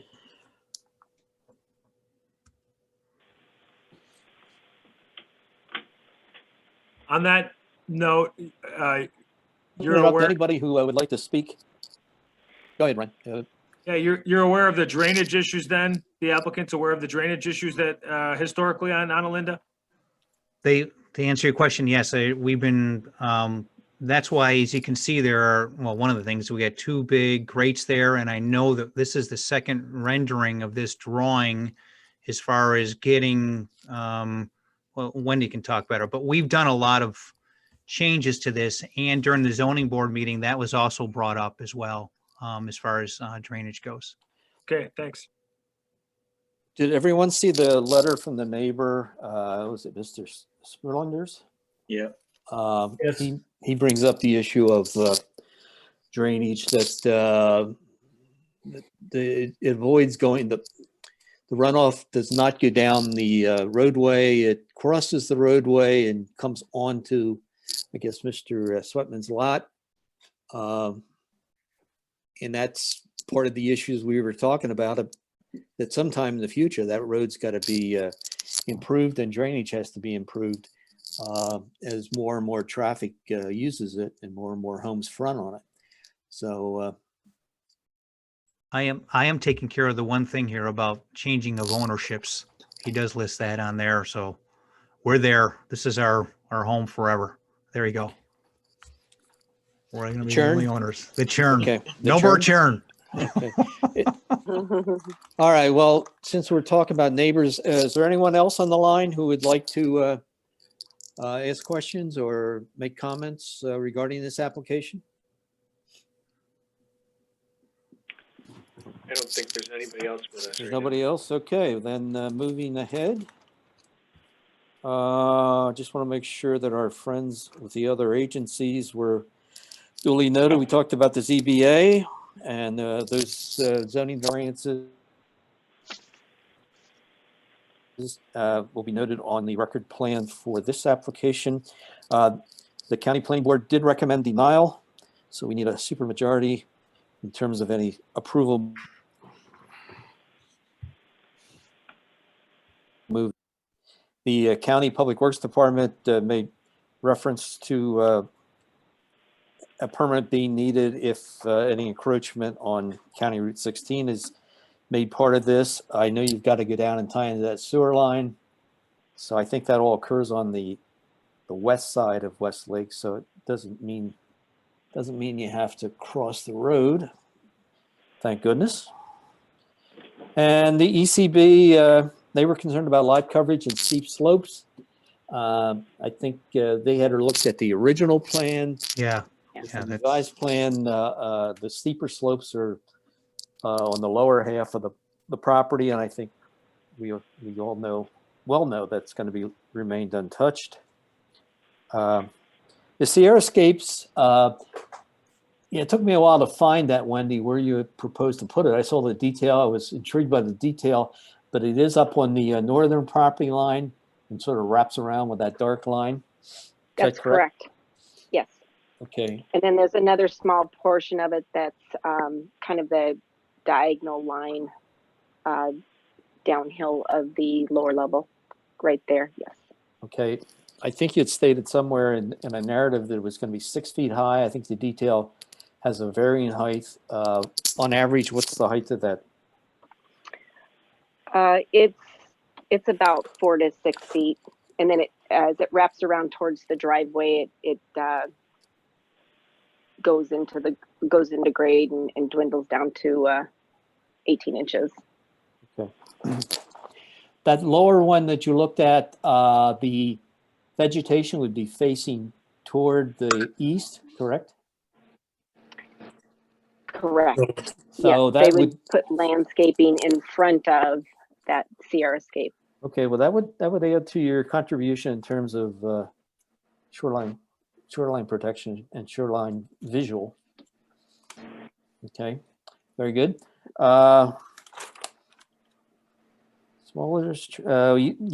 You were in conversation with Kevin Mulvaney, and I guess that those discussions sort of ended without too much of a conclusion with Kevin. Is he comfortable? I guess if he didn't make any issues of anything, he didn't have any issues. So I guess we can. We did speak with him. He didn't have any concerns. He emailed us and said that your decision really didn't have to depend on his opinion, but he said he didn't have any concerns, but he didn't give us any formal opinion either. So okay, it was just verbal. Lance, anything from MRB's perspective? I think you were going to do an updated review of the latest plan. You hadn't seen the new plan. Any concerns that strike you as you listen to the deliberations this evening? No, for the most part, MRB Group did review the initial application from November. We provided a comment letter that ultimately will still need to be addressed. The plans haven't changed that in terms of the technical review that substantial, other than the drainage, which we did do a cursory review. We'll continue to work with the design engineer to make sure that all the components that are required are in fact provided. they're obviously obligated to adhere to our site design criteria. Section, bear with me as I report, is section, or excuse me, Article 5D3A, where it basically states that if the total disturbance is 20,000 square feet or more, the project is required to provide water quality preservation measures and designed to manage the impacts of a 2-year storm event. Obviously, they're going to have to adhere to that. I believe they're proposing to do so. We'll continue to review the information as it comes in, and then ultimately come to a conclusion once we have plans ready to move forward. Okay, thank you. Anybody else from the board have any questions, concerns? Wendy and Jim, are you ready to listen to our deliberations? Yes. Okay. Yes. All right. Well, then I guess the first thing is the consideration of the seeker. It is a type 2 review. And I will entertain a motion that would bundle the seeker with the site plan if someone is so willing. You there, Chuck? Yep. I'll make a motion to accept the seeker. Where is it? Single stage site plan approval and the seeker resolution for 015 County Road 16, CPN 20-072 for James and Colleen Swetman. Yeah, for approval. Let's go through those conditions. There might be one or two to add. Lance, have Yes. you been tracking those? Why don't you go through those, Lance? All right, so condition, am I muted? I'm sorry. No, we can hear you. Good. Loud and clear. One is site plan approval with conditions specified here and is valid for a period of 180 days from today. Once all conditions of the site plan approval have been met and shown on revised drawings, including revision dates, the planning board chairperson will then sign the site plans. Number 2, the comments within the town engineer's comment letter dated November 12, 2020 are to be addressed to the satisfaction of the town engineer prior to signing by the planning board chairperson. Number Do you want 3. to say? Do you want to say any any subsequent letter? Or Yes, I think that's probably more appropriate, Chuck. I can most certainly issue another letter between now and the end of the week, and then that way they have additional comments to address. okay, very good. Number 3. I'm sorry, just read it. Okay. Number 3, a site development building permit application is to be completed and provided to the Town of Canandaigua Development Office prior to the planning board chairperson's signature being affixed to the final site plans. Number 4, a soil stabilization and erosion control surety estimate is to be prepared by the applicant and provided to the Town Development Office for review and processing in accordance with local law number 19 of 2017, amending chapter 174, section 174-32F. Number 5, this is the one that I believe you guys have addressed. The planning board discussed the shoreline development guidelines and determined no additional improvements were warranted. Are we okay with that statement? Currently. Yeah. Yeah, no additional improvements. At can be least, warranted. at least at this point, with there no clearing being proposed in that area, I think you guys made that determination. Yes. What was the determination for the record? Coming back. We're going with the plan as presented. No encroachment in the forested treat area shown on the plan. And no official landscaping plan. Not yet, no. This may be the first, for the record, John, the first parcel on the lake that I don't think we've seen a landscaping plan, a required one, that I can remember. But they have a huge portion of trees screening. Eric, I appreciate your comments. We just spent an hour talking about this. Are you being serious? It's all recorded. So I'm just for the record. I don't need the comments back. It was for the record. Thank you. Duly recorded. Thank you. Lance. Number 6, the following notes regarding phosphorus use are to be added to the landscaping plans. That's our phosphorus notes. Point 1 is no phosphorus shall be used at planting time unless soil testing has been completed and tested by a horticultural testing lab. And the soil test specifically indicate a phosphorus deficiency that is harmful or will prevent new lawns and plantings from establishing properly. And point two, if soil tests indicate a phosphorus deficiency that will impact the plant and lawn establishment, phosphorus shall be applied at a minimum recommended level prescribed in the soil testing, following all New York State DEC requirements. Number 7, prior to the issuance of a C of O, an approval from the Canandaigua Lake County Sewer District regarding their review of the sanitary sewer design and improvements is to be provided to the town of Canandaigua. Number 8, all variances approved by the ZBA are to be detailed in the site plans. The site plans are to be revised to address the conditions of the ZBA, including making the driveway and parking areas pervious. Details as to how these will be constructed are to be included on the site plans. Very good.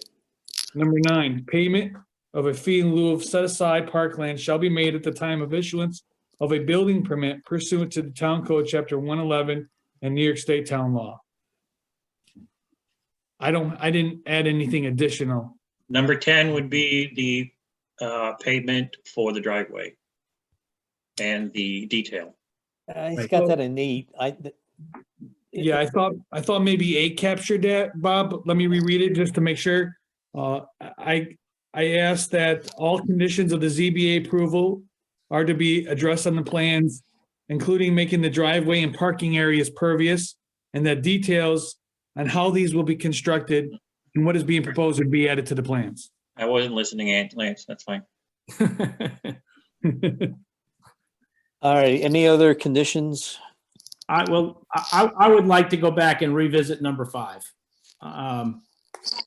It just sounds to me, the way it's written right now, it sounds to me that we just said we're okay, and I don't think that's properly stated.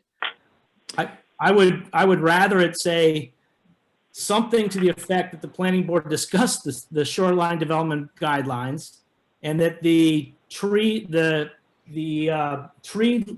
area on the plans are not to be disturbed.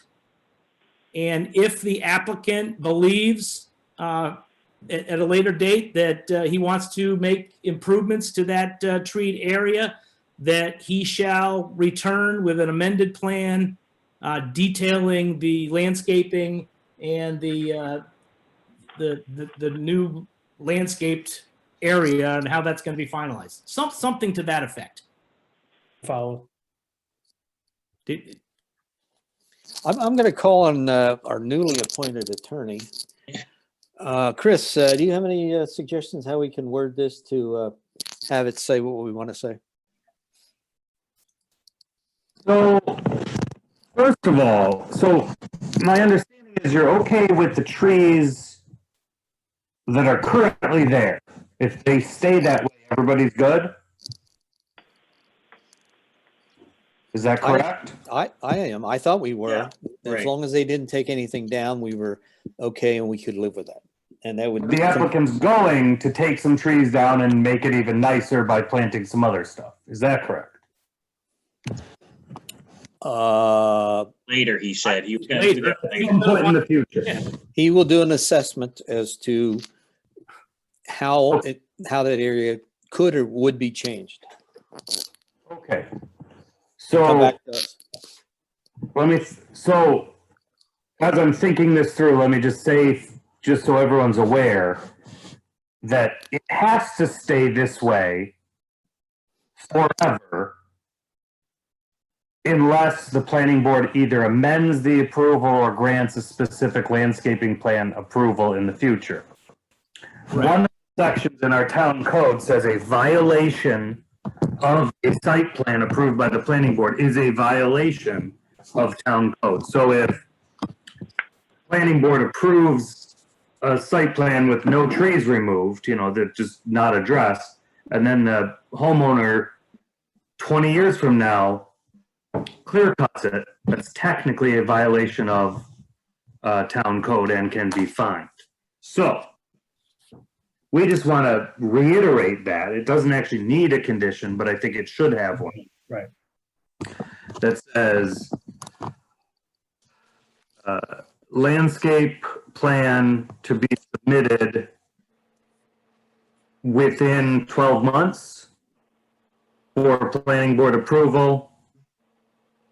Otherwise, existing landscape to remain. Does that make sense? I guess that's what we were thinking about. As I said to Mr. Sweatman, I didn't want to give him any assurance that what he comes back with would be approved. This board or another board may say to him, you leave it the way it is, and he's got to live with what he's got. Yeah. So there's no guarantees, but in the same regard, I think we're giving him the flexibility to be able to go out and hire a landscape architect to do an assessment of what meets his purposes in terms of being able to see the lake, and then we can with what meets our purposes as far as complying with the shoreline guidelines. Is that what we're talking about here, guys? Well, then add to the sentence I just said, it is understood that any plan submitted in the future will be subject to a separate review and approval process. Would it be separate or an amended review? It could be either, actually. It's just sort of the way, however, it's, well, but why don't you say to a separate approval process? Because it would be it may be an amendment, but that amendment would be an approval. Good point, Eric, but I don't think there's another procedure to use. Okay, so how does number 5 read? I think the first part of it, we can agree, we certainly discussed it at length, the shoreline development guidelines, and what are we saying here for the conclusion of it? At this time, there's no additional improvements warranted. Applicant intends to assess existing landscaping in the future. It is understood that any revisions to the existing landscape will require a separate review and approval. Revisions to the existing site plan, not the Yes. existing landscape. Yep, okay. Yep. Yep. John, you got that? John or Lance or somebody, yeah. I've got the applicant, the applicant intends to assess the existing landscaping in the future. It is understood that any revisions to the existing landscaping will require a separate review and approval of the existing site plan.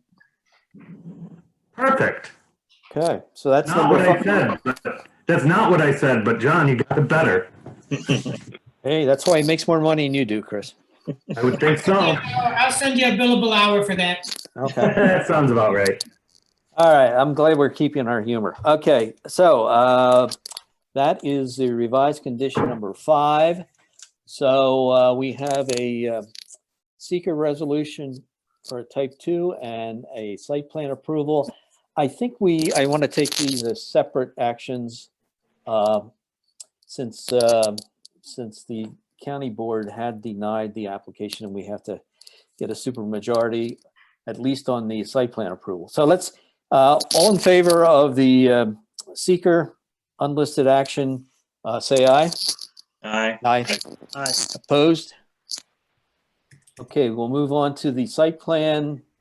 Given the conditions. That was a type 2, Excuse me, Eric? not unlisted. Whatever. Just for clarity, that was a type 2, not unlisted as you. Oh, I'm stated. sorry. I stand corrected. Too many seekers. Okay, back to site plan. So we have an amendment to condition number 2 and an amendment to condition number 5 with no additional conditions. And we have a motion and I did have seconds, didn't I? Oh, I seconded. All in favor, say aye. Aye. Aye. Opposed? Okay, so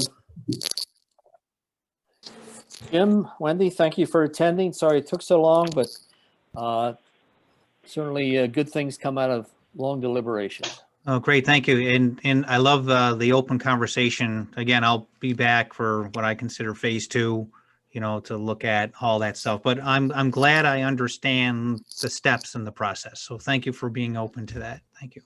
Sure. Thank you. All right. Okay, moving ahead, we'll move over to the airport and we'll look at an application numbered CPN 20-085, McFarland Johnson, representing Ontario County Industrial Development Agency. Owners of property at 2450 Brickyard Road, seeking single-stage site plan approval for the construction of a hangar for a private aircraft. Folks, I apologize for keeping you so long, but it's your turn, so speak up. Well, this is Bob Minzer from Airport Manager for the Ontario County Industrial Development Agency. I'm here with Adam Persino from McFarland Johnson. He's our project manager for this job. This project is a New York State DOT aviation grant. It was ordered to the IDA in 2015. We held off on to this point until we could revise the airport layout plan, which you see and kind of serves as our overall development plan, and it identifies locations of other planned facilities such as our terminal, which this board has reviewed and approved that site plan back in November. So we're ready to move ahead with this project. We have the site. It's actually the site originally identified. So we're seeking site plan approval for this conventional hangar. It's 6,000 square feet, basically a square building. It'll be owned, primarily managed by the IDA. It would be used strictly for aircraft storage and be conditioned, well, heat anyway. And it'll be utilized as a combination of based aircraft and transient aircraft. If we get the occasional jets or small jets, or it doesn't matter if you have a little Piper Cub, if you need to put it inside for a day or a week or whatever we have room for, we've kind of reserving some flex space. That's all. The management of it's still under, how we want to specifically do is under review. But that's where we are. Adam can take it. We have no trees, so I don't believe there's anything we could possibly discuss. So we can make you put trees in. Yeah. That's what happened on the terminal project. So yeah, sure. Out of the question. Thanks for the intro, Bob. Bob hit all the highlights. The only other items I wanted to mention were we did submit a plan in mid-November, and we did receive comments from the town, including the code enforcement officer, and that resulted in us rotating the building, which is a little bit different layout that we just submitted last week, these revised site plans. For the board's information and the public, the building was rotated and mirrored, but the building size and all the dimensions and everything like that remained consistent. That was done to allow potential space for an additional hangar that's not being planned at all at this time, but the space wants to be reserved by the airport to allow adequate spacing between buildings from a fire code standpoint. But as Bob mentioned, this is a 6,000 square foot building.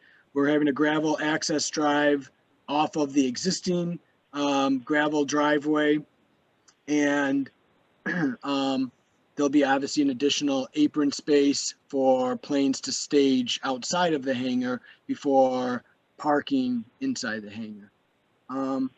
We did review the comments that were received. We actually tried to address most, if not all of them, before resubmitting these plans last week. Not to say we won't have obviously another round for submission to get sign off on, but just order of magnitude, those comments were not that significant, nothing that we couldn't address in a relatively short manner. We welcome any questions or comments from the board at this point. We've got a little bit more detailing to go as it relates to utility connections and things like that, but we believe we're pretty far along to receive any comments from the board at this time. Okay.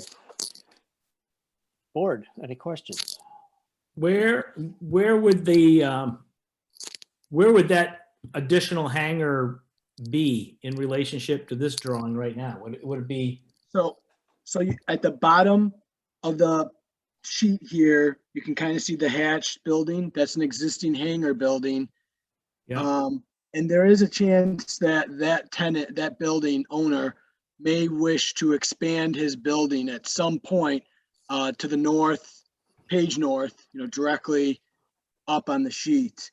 And if they chooses to do that, we need to have adequate separation between the buildings so that they don't require sprinklers, because that building is not sprinklered today. So the aircraft, the asphalt apron there, or tarmac would facilitate both hangars, probably, There would need to be some expansion to it to go up to wherever the hangar door for that that expanded facility would be, but it would serve both of them, yes. That would be the concept, okay. 2-year plan. Isaac. And I guess the only other question I kind of had here was, Isaac, you're putting a lot of asphalt on the, the tarmac there. You've got it. Can people that are on, can they please go on mute? Thank you. You've got the asphalt coming in on the off Brickyard Road, and yet you've got a gravel parking area.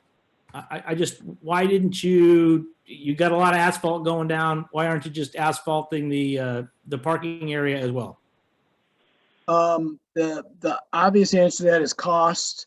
We do have a definitive budget amount for this project. It is a New York State grant, and the county has their portion that they need to pay, and anything above and beyond the total grant amount would need to be 100% paid by the county.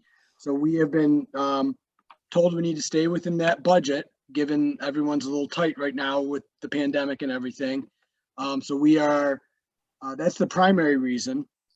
The secondary reason is the airplanes absolutely need a paved surface.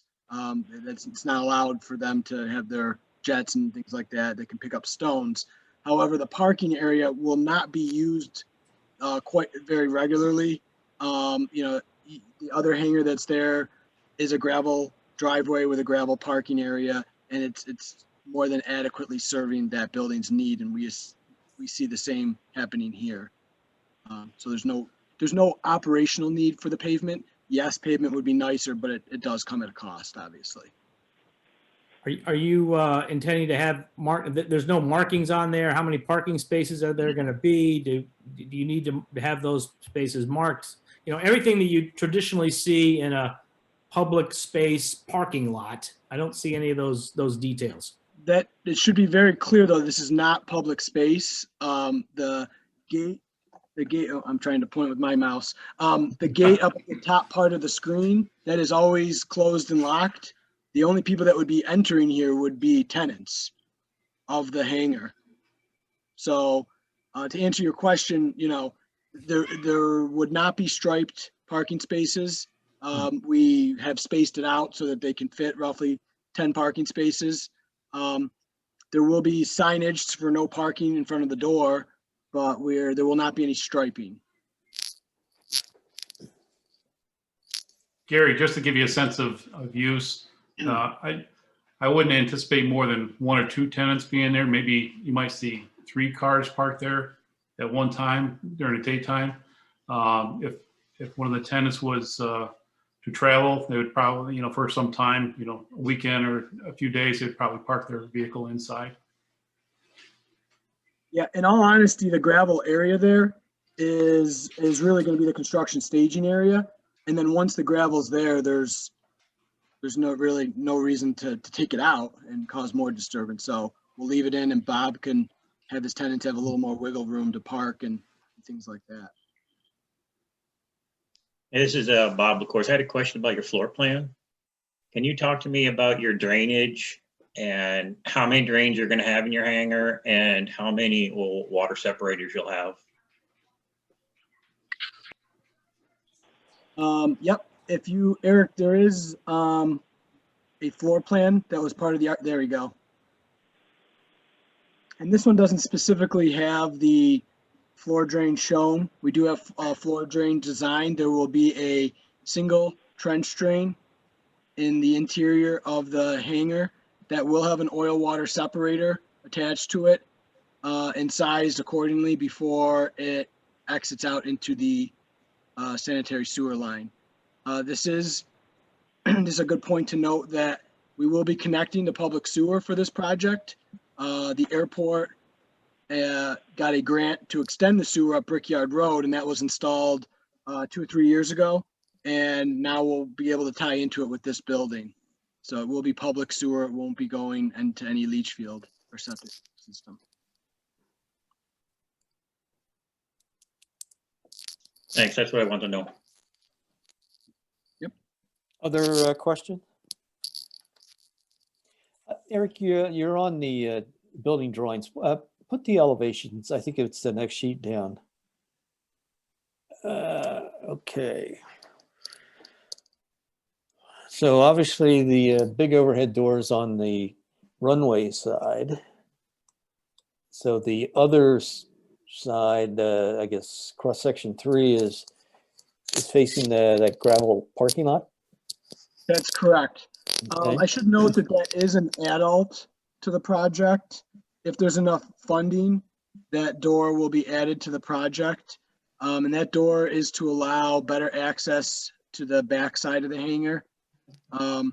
That's to allow the airport to have, if they choose to have smaller planes in there, they can have some of them be able to be pushed out on the backside and not be trapped in there, so to speak. Onto the gravel. Yes. Yep. Okay. The main driveway from Brickyard, is that blacktop or gravel? You'd say gravel tonight, but I think your plan shows blacktop. It's a compacted gravel. There's some millings in there. It's definitely not a paved surface, but it's compacted. How about from the gate out to Brickyard? What's the makeup of that driveway? Similar condition. It's a compacted millings and gravel. Bob, I mean, That's right. It's all consistent. yeah, and it's not. Okay. It's not like a paver placed it, but it is a pretty tight compacted, small stone gravel. Okay, yeah, we're just trying to avoid dragging stone and anything else out onto Brickyard. So Jim and his crews don't have to be continually sweeping or cleaning up. So if it's tight and it's dense, that would probably suffice. Is the building strictly for storage, or is there also maintenance of the aircraft? Chuck, that's just storage only. There will be no service, aircraft services going on there. Okay. As Bob stated, it could be storage for one jet or possibly 4 smaller prop planes. So that just kind of gives you an order of magnitude of the traffic. There's not going to be much. It's not, although it's a 6,000 square foot building, you can't store a lot in there as far as, people coming in and out of the hangar. Okay. And Eric, it meets all setbacks as far as zoning the building from Brickyard. I was looking at the zoning data block, and I saw something about one was under the setback requirement. Yeah, I mean. It does? Okay, I'm sure you checked that. Yeah, you want to go up that corner?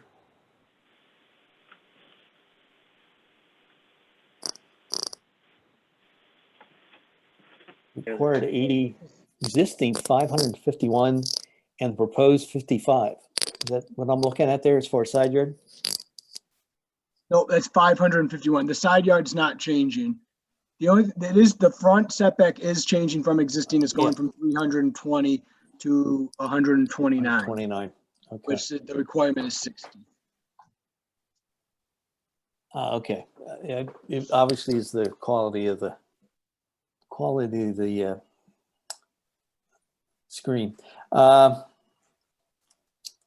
was a maintenance? Oh, okay. It's a pre-engineered metal building you're putting up. It'll be 129 feet off of back from the right of way of Brickyard.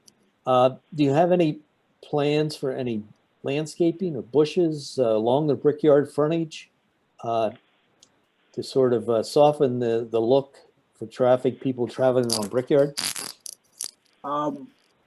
We do not have any currently proposed. Would you consider it? Oh, absolutely. We will probably put landscaping in there, but just to answer your question, we don't have any plans for anything. Probably just something along that fence line frontage.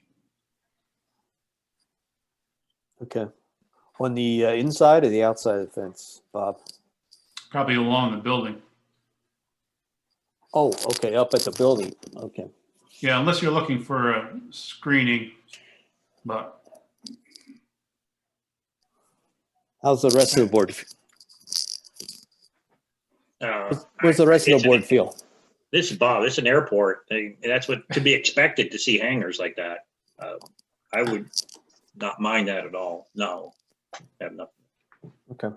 No, that was part of my concern about that being just gravel and not asphalt, is the people are gonna drive by and you want it to really look nice in a professional place.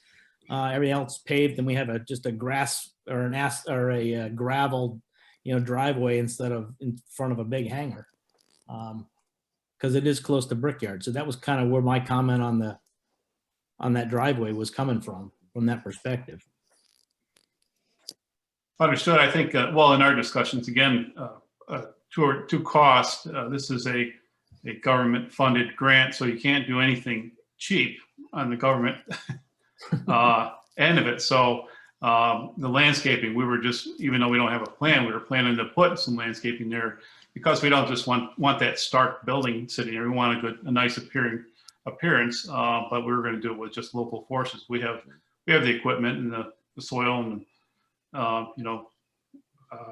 we can get a design put up there that works, that's functional with the building and looks good too. Okay.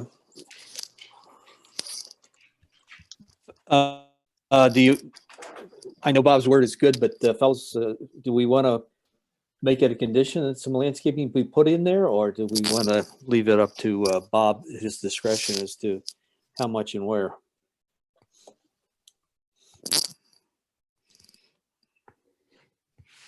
I think we can make it up to them. Okay. Yeah. I'm fine with that.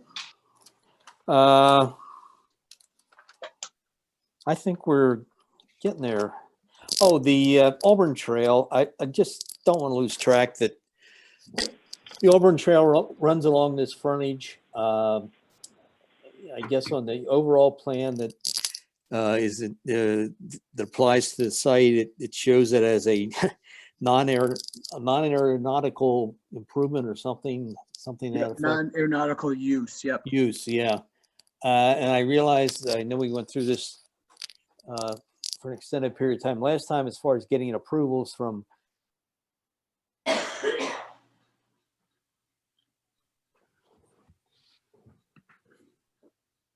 put something in that it does show on the plan. It does. I think Lance MRB has drawings that describe where the trail is going to run. I just don't want to have it come to a point that somebody says, oh, we got everything for the Auburn Trail, but we don't have the right of way from the airport. And that would be a shame. And I just want to make sure that it's been tied down, and if need be, if it hasn't been tied down, there'd at least be some sort of reference on this plan along the frontage that it's subject to at least some reference to that trail. Is that possible? Bob, I'll let you chime in if you. Oh, I was, yeah.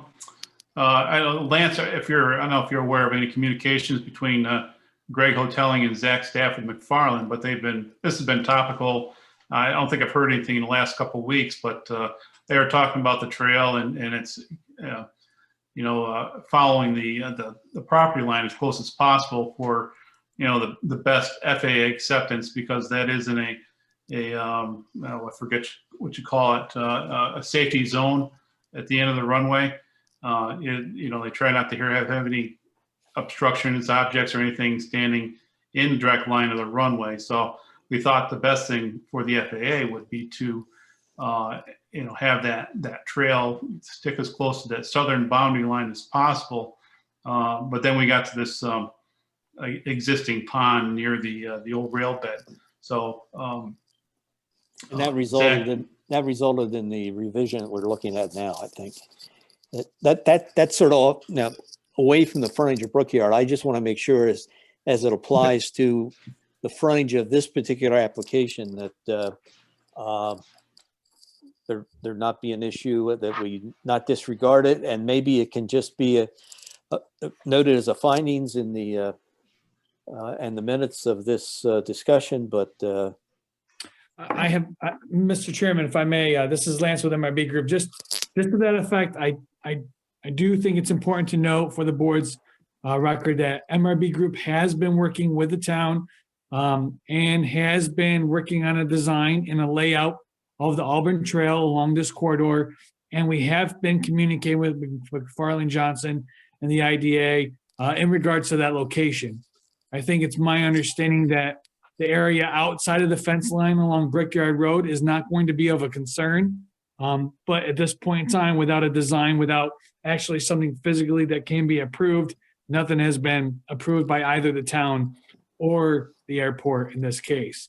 I think the plan that was previously up, that was submitted by MRB Group, as Mr. Mincer mentioned, is a revised plan that we've forwarded out to McFarland Johnson for their review and obviously coordination with the IDA and the FAA regarding its location. And that's mainly because of as referenced, the stormwater facility in the corner that's preventing us from going around it. So that is still being coordinated with. I guess my thought is if obviously I have no issues of identifying this for the board's record in the findings, I can most certainly do that. I think that's how we handled it before. But there is an overall plan that's associated with the site plans that have been provided. Not necessarily the one that you're showing right now, Eric, but there was one that was in the site plans.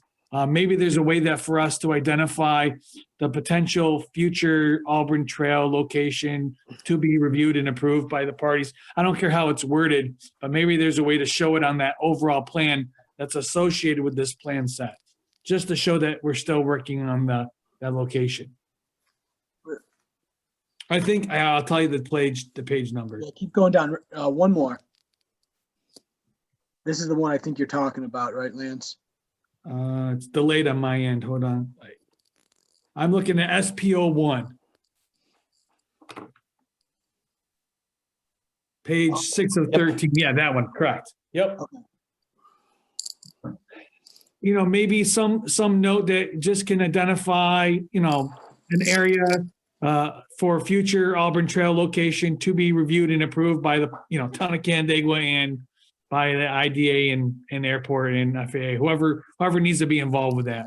But at least then it identifies a potential location that we're working out with you guys.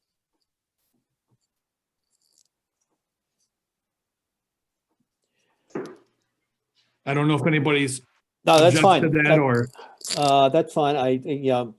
To be blunt, certainly we have leverage now. I don't, they're coming to us for an approval. We want to make sure that we get some sort of reciprocation. We don't lose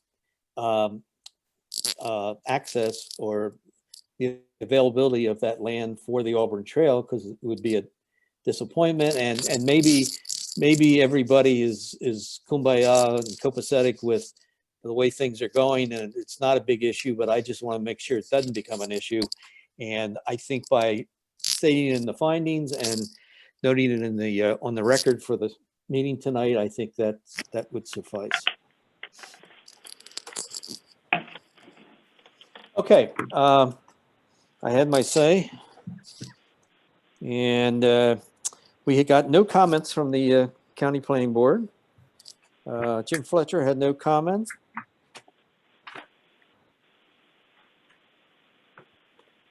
Okay, with this, I assume you have water to this site, right? Yes. You're water there. Canandaigua Farmington H2O, okay.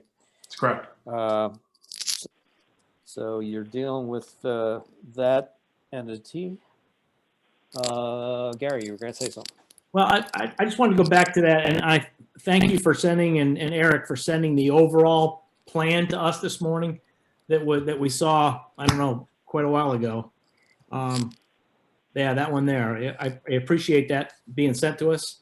And I'm just curious, I can't recall, did we ever approve any overall site plan for all this project, or was that just a sketch review that we looked at? What did we do with this plan?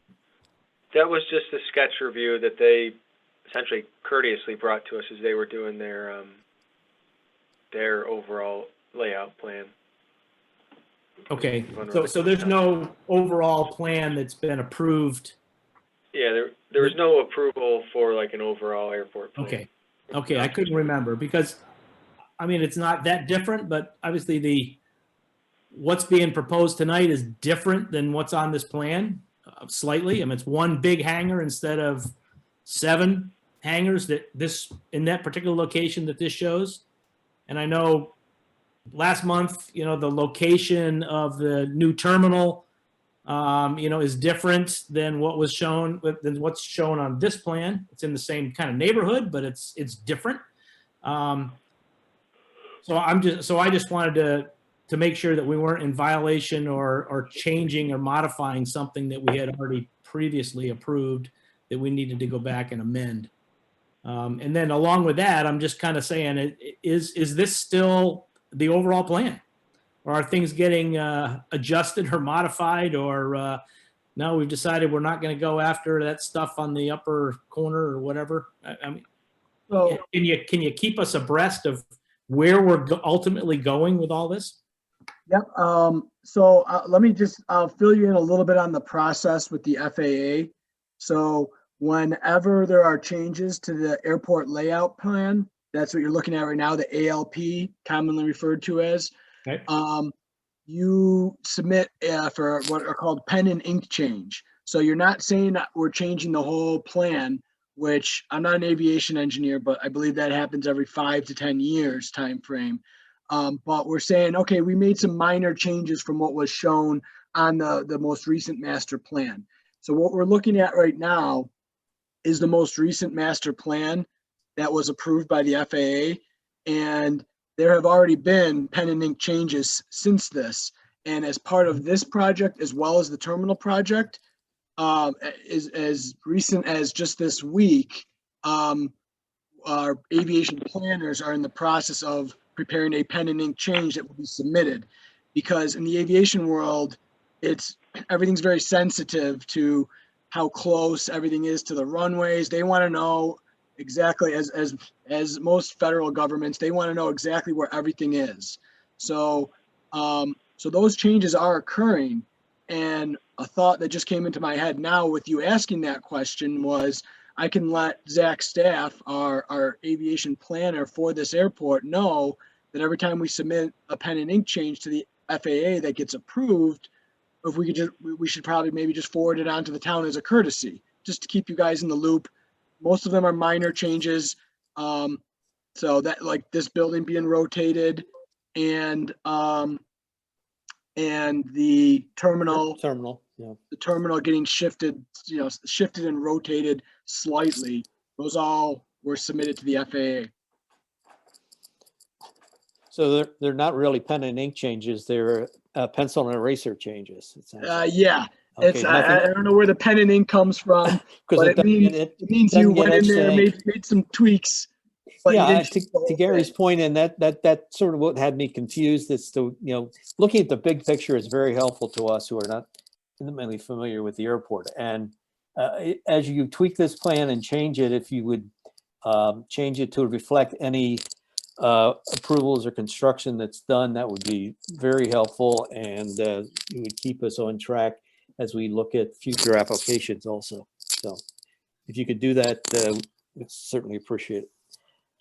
Okay, I'm going to keep things moving here. Try as I might. Okay, I think we're ready to move on, unless, is there anyone from the audience who would like to chime in as far as this particular application? I don't think there's anyone out there. All right, not hearing from anyone. I'd be willing to entertain a, we're doing seeker unlisted on this, as well as a site plan approval. So if you want to bring that up, Eric, the seeker.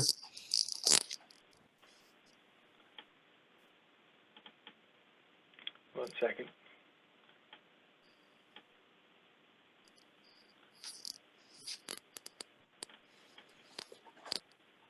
Okay, it is an unlisted action. A part one was submitted by the applicant.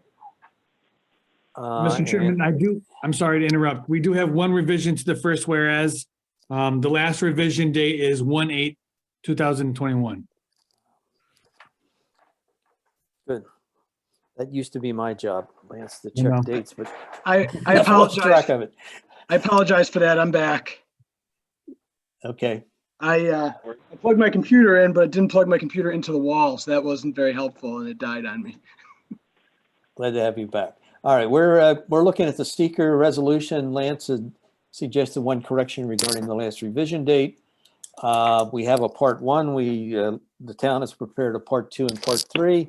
So I think this is all in good order. So I will make a motion that we consider this an unlisted action under the seeker and that we adopt it as proposed.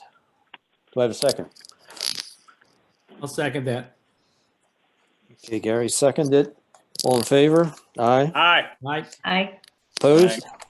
Okay, let's move on to the site.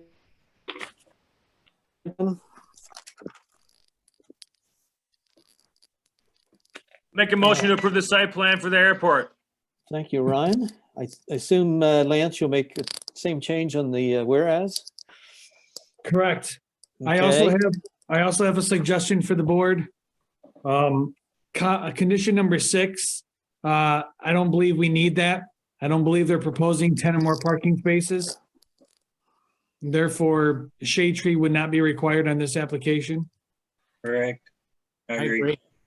So that would bring our total Okay. to, I'm sorry. And then I'm sorry. There you go.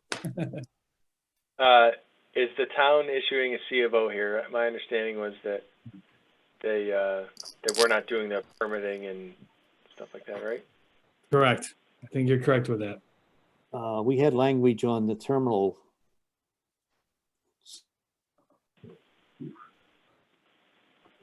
I think we kept it on there, but because I copied and pasted it over from the other one. Oh, okay. So what are you saying, Eric? We should, If that's what we had before, let's just use it again.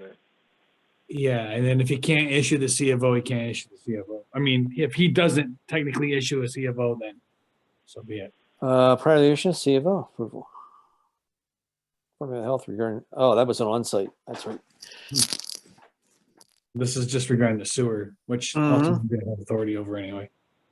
The only other condition that I'm suggesting is, I know that it was a reference that the driveway at the Brickyard Road might be gravel, might be asphalt, might be millings. I'm not quite sure which one it ultimately is, but my suggestion would be that we had a condition that all portions of the driveway, in parentheses, the first 30 feet that are located within the town right of way are to be of a paved surface. Won't get an argument from A. Okay. That would be a total of 7 conditions. Okay. Lance, can we ask for that if it's not on the site plan to do that? Because it's not even part of this plan. So my understanding is yes, because it's an existing driveway on a site plan that's before you that does not comply with the town's requirements. Which provides access to the building, the subject building. Correct. But I thought it does. I thought the actual road, the actual drive that goes to Brickyard Road is asphalt already. Yeah, it's pre-existing, right? Didn't we already go- Pre-existing, right? It's already asphalt. No, it's gravel. It said it is. It said it is, but I think it was clarified it was some sort of compacted millings or heavy stone. And, Yeah, and the one of the surveyor- plans call it out as being gravel. The surveyor may have shown it as asphalt. It's a, like I said, it's not a paved surface that would be laid down by a paver. Okay. Well, that Would you, helped clarify. That was another reason for my initial comment about the parking lot, because I thought that was a paved road coming in, going to a gravel parking lot. That's where I was confused. Okay. Though the condition could remain because you will have a paver there doing the runway side of Right. the hangar. So yeah, I think that would be, and now we're going to have more traffic on that roadway. So I think it's certainly pertinent to ask for it.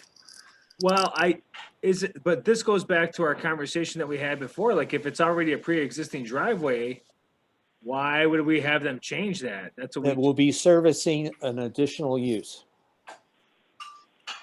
That there'll be increased traffic as a result of the proposal that we have in front of us. Which is kind of like we did off of Middle Chester Road, and we didn't mandate that he did it, but he said he was going to pave that one. Yeah, that was Knott Road, right? Yeah. Yeah. Yep. Yeah, off of the 520 knot. Yeah. Yep. Eric, I don't know if you can go on Google Street View, but it gives you, Google Street View's got a nice view of the road and the condition it's in. If that helps in the decision, you guys can see what it kind of looks like today. Well, I guess my opinion is that the applicant just explained to us that they're not paving the parking lot because it's a financial constraint. And now we're going to put a financial constraint on this project for them. So that doesn't seem right for us to say that for 3 cars at a time. I mean, it's just this portion, right?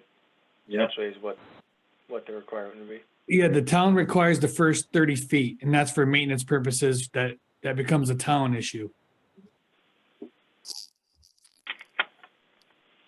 Yeah, but we talked about that before on Middle Cheshire, where there was going to be, we did a subdivision, there was going to be people living in the house, and there was a safety issue on and we didn't make them do it because it was pre-existing. So I'm having a hard time saying we should require it for this applicant when we didn't require it for a different applicant. I feel like that's, I don't know, maybe I could feel the same. Maybe the other reasons were because the other one was a shared driveway between a number of owners and users, where this is primarily one user and one owner.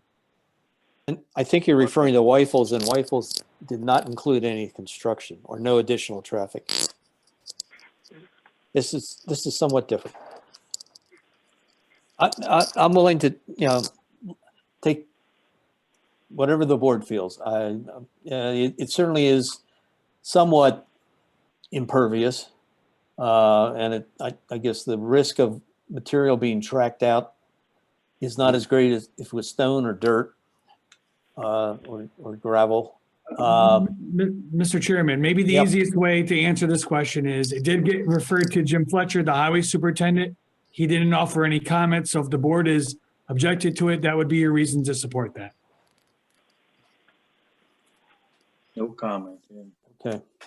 All right. Let's. Don't include it. I think the consensus is to leave it off. So let's leave it off so we can move forward.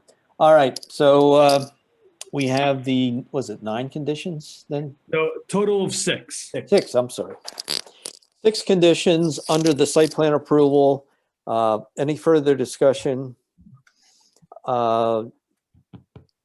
had a motion. I'll take the second. And Bob had the second. Okay.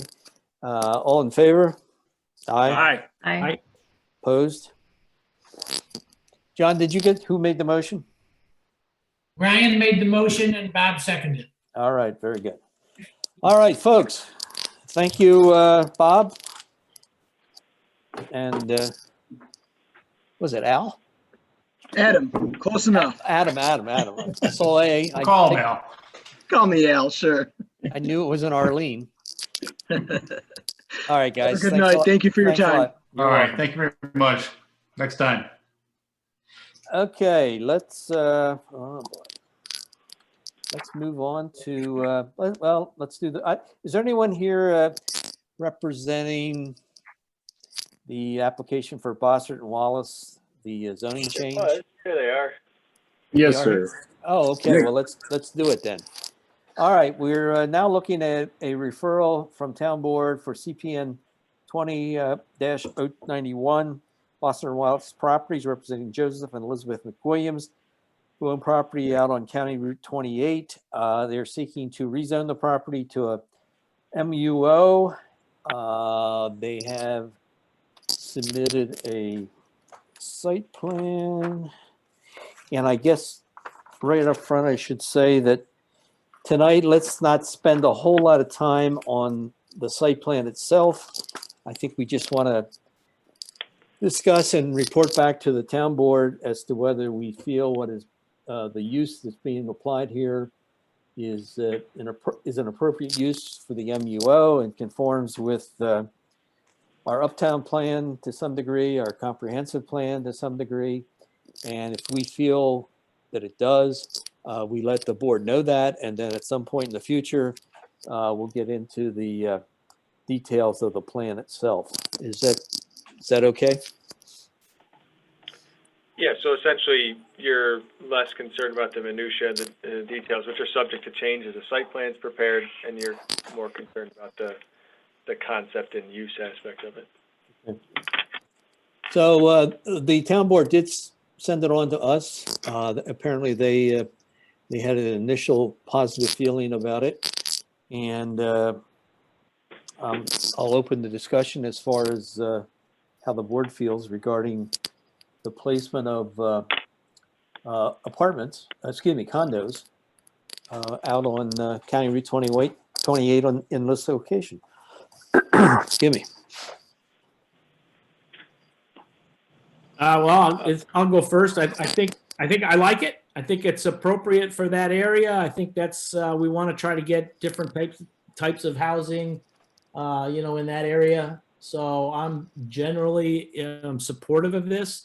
The one question I had, I think I read in there somewhere that there was maybe pending that this could be expanded to another parcel that's co-located or adjacent to this one to expand into additional condos or apartments or whatever patio homes or whatever they might decide to do. And I'm wondering which parcel is that, and then how would they access that from this parcel? Is it that's the one I thought it was they were talking about? Yes. Is that right? So, this is Nick Bossert. We would, part of the purchase of the property, we have to buy both parcels. So initially, we'd like to develop just the 3-acre parcel with the pond. Then eventually, the bordering parcel we would develop later on. No known date at this time, but we would access it through the laneway to the north there. You can see the little section that juts out towards the street. Yep. So there'd be another point of access there that would access the townhomes in that parcel. Okay, but you probably wouldn't, because the pond is there, you wouldn't be able to connect those two parcels together. Probably not.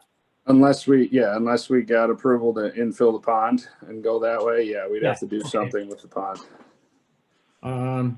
Okay, all right. I just wanted to understand how that was gonna happen.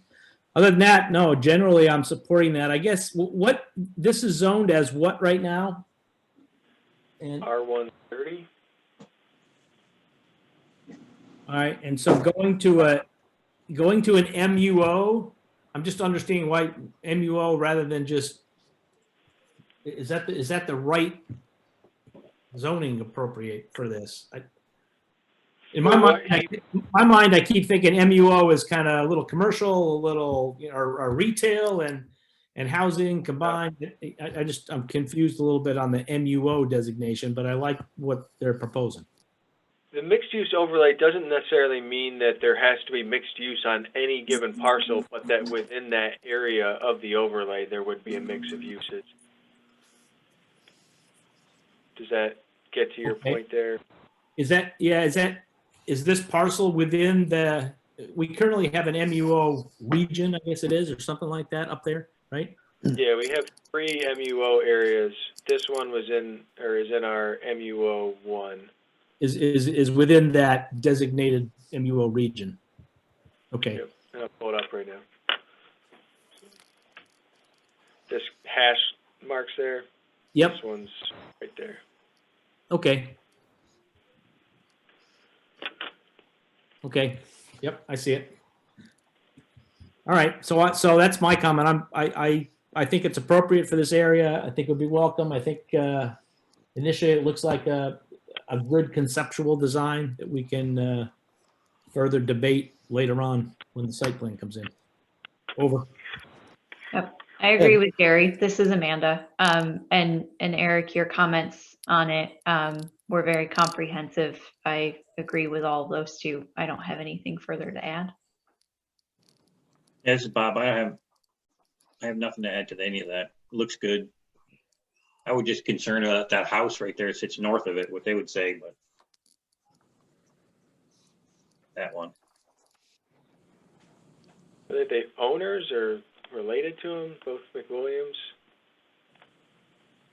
I don't know if you knew, Nick. I think that is a relative of the owner, yes. Oh. Okay, so 3 board members feel it's in support. I'm 100% in support of this project, mixed use overlay. And and using the mixed use overlay benefits to their full extent. Hey, I'm good too for the most part. I just have a couple comments, considerations that I guess the applicant should consider moving forward in a general nature. I see you're going to have to extend the sewer to get to this area, so I guess you're certainly aware of that and your ability to put it on public sewer. You had mentioned, I read something about an expansion onto an adjoining 20-acre parcel. Nick, what do you mean by that? Is it something to the north, south, east, west? So it's kind of to the east, and the laneway is to the north. The access would be the laneway to the north. So most likely it would be a separate driveway unless we, again, were to fill in the pond on the 3-acre parcel, and then we could do some kind of loop road to join the parcels. But again, that's pending future approvals to fill that pond in. Yeah, I just had a question as to where the 20 acres, and you certainly explained it to me. Thank you. Yeah, your environmental assessment that you submitted, you should probably read through that. It's rather detailed, as you know. There's I think some questions that request responses, and they either were not checked, or if it was a particular response, they ask you to clarify or expand on why you answered that way. So just make sure you have a complete environmental assessment. I would think that we'd be looking, as you think ahead to your site plan, for sidewalks along County Route 28 at the very least. So that's something you should consider in your costing and design. Eric, the MUO does not have any minimum lot area, right? For a particular parcel that's rezoned? Nope. Okay. So that would not apply. Certainly in your design moving forward, consider perimeter landscape buffers. And other than that, I did appreciate Eric's comments. I assume you did that while I stepped out. No, At least- well, we didn't. Oh, you didn't? Okay, I heard it referred to that you appreciated. Yeah, I think you're spot on, Eric. And if you want to bring those up, I think they should, if you've not already submitted them to the board, the town board, they could be part of our, we'll take ownership to them and have them as part of our deliberations. So all that being said, I guess it is the consensus of the planning board that we feel that this use is appropriate for this particular lot, and we would ask the town board to consider applying it. And unless anybody else has anything else to add, we'll leave it at that. I will, the way we've done in the past, I'll draft up a report and send it to you guys for comments before including in the town board for their agenda. Okay. And certainly feel free to use some of your comments. All righty. So hearing no objections, that's the way we'll leave it. And Nick, thanks for showing up. Sorry to keep you waiting. Thank you. And we look forward to seeing you in the future regarding this particular property. Thanks again. Okay, have a good night. You too. Bye. All righty. Do we have any other guests here? Anybody here from Cypress or DeMarco? No, I don't think. All right, well, so we don't lose track, let's go in the order. Do I have a motion to approve the minutes from December 8th? If anybody can remember what happened last year?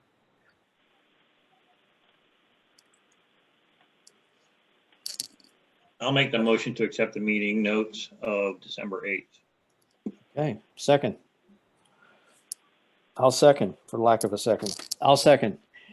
All in favor? Aye. Aye. Okay. We have no recommendations to the ZBA, nothing from the code enforcement officer. We have two letters of credit, both they both apply to the Monks Road property. Let's take them together. What kind of change are we looking at here?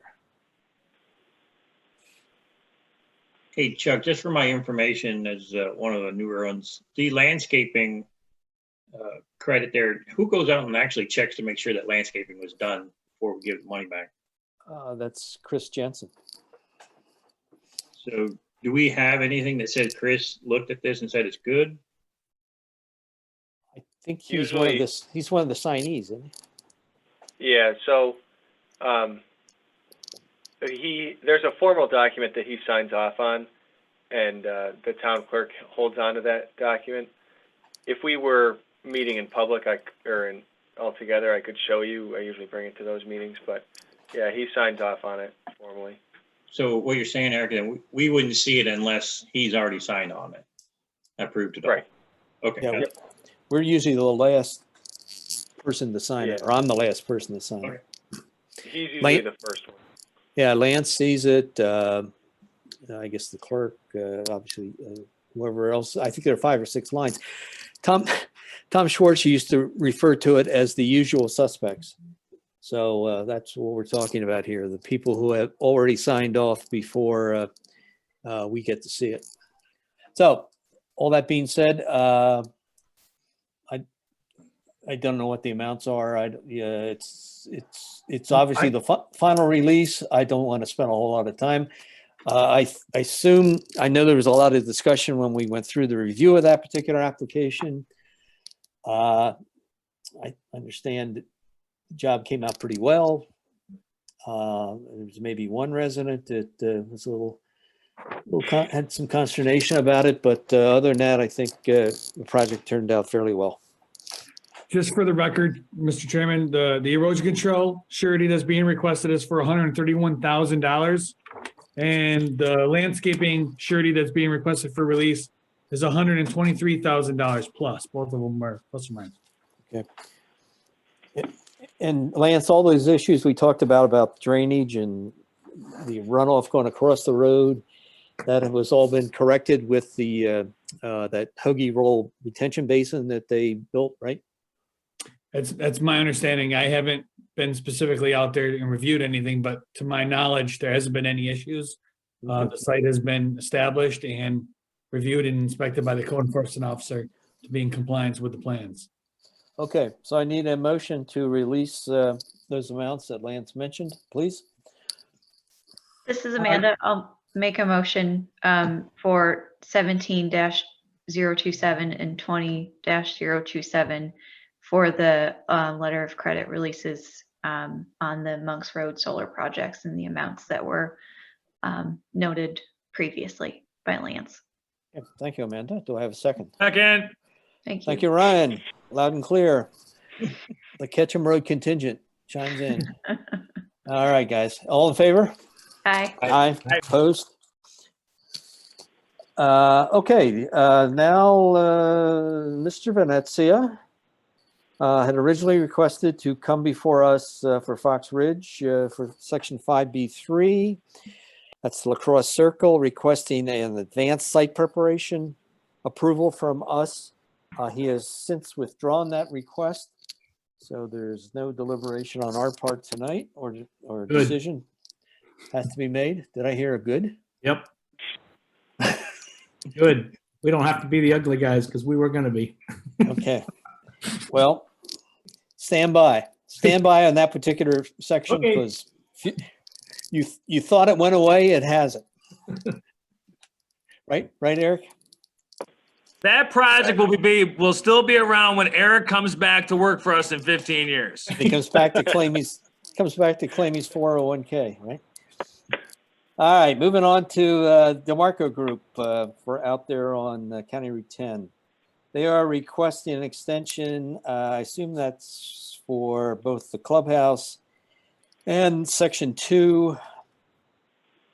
And the reasoning was, I think, fairly clear in their request letter. If you didn't read it, essentially says that they need funding and they're looking for funding. They were not successful in this round of funding, and they're hoping to be more successful in this coming year's funding. So I would entertain a motion to extend them for 90 days. I hope they can get everything done in 90 days, but this is their second extension, so I'd be reluctant to give any more than 90 days. So let's stick with 90 days, second extension. Do I have a motion? It's Amanda. I'll make a motion for 2016 and 2017 second round of 90-day extensions for these projects. Okay. Have a second? Second. Second from Bob. Any discussion? Any reasons not to? I don't think so. Okay, all in favor? Aye. Opposed? Okay. All right. Training. Hey, congratulations. Everybody made their allotted hours for 2020. We're now into a new year, and Amanda, this will be like a piece of cake for you because you only need 4 hours. No. Gotta start all over again, but not Yeah, really. Not really, just 4. So keep an eye out for any online education and go from there. Let's see, looking ahead to our January 26th meeting, we have, depending if the ZBA approves their application, a request for Sandy Beach Drive. I'm just looking at some other things that are hanging out there on our FTP site. Venezia Thomas Road subdivision, that may be, Eric, here on the 26th? The subdivision part. No, the other. Okay. There's 2 parts to There that. was a couple like minor changes essentially that you needed to make to the plans. So essentially, if he gets to me or gets them to us by tomorrow or Thursday, he would be able to make it for the 26th. Okay, Remain John Casey. John Casey has an outstanding application that was discussed at PRC yesterday. He's got some issues with DEC that he's got to take care of and to make Chris Jensen comfortable. So that will be at some future meeting. We don't know when. Mr. Metros for his final subdivision out on Bristol Road. He has amended the preliminary plan somewhat. He shortened up the cul-de-sac, so he'll be back in with an amended preliminary plan and a final plan. And that should occur sometime, if not, I doubt if it'll be the 26th, but it'll probably be the first meeting in February.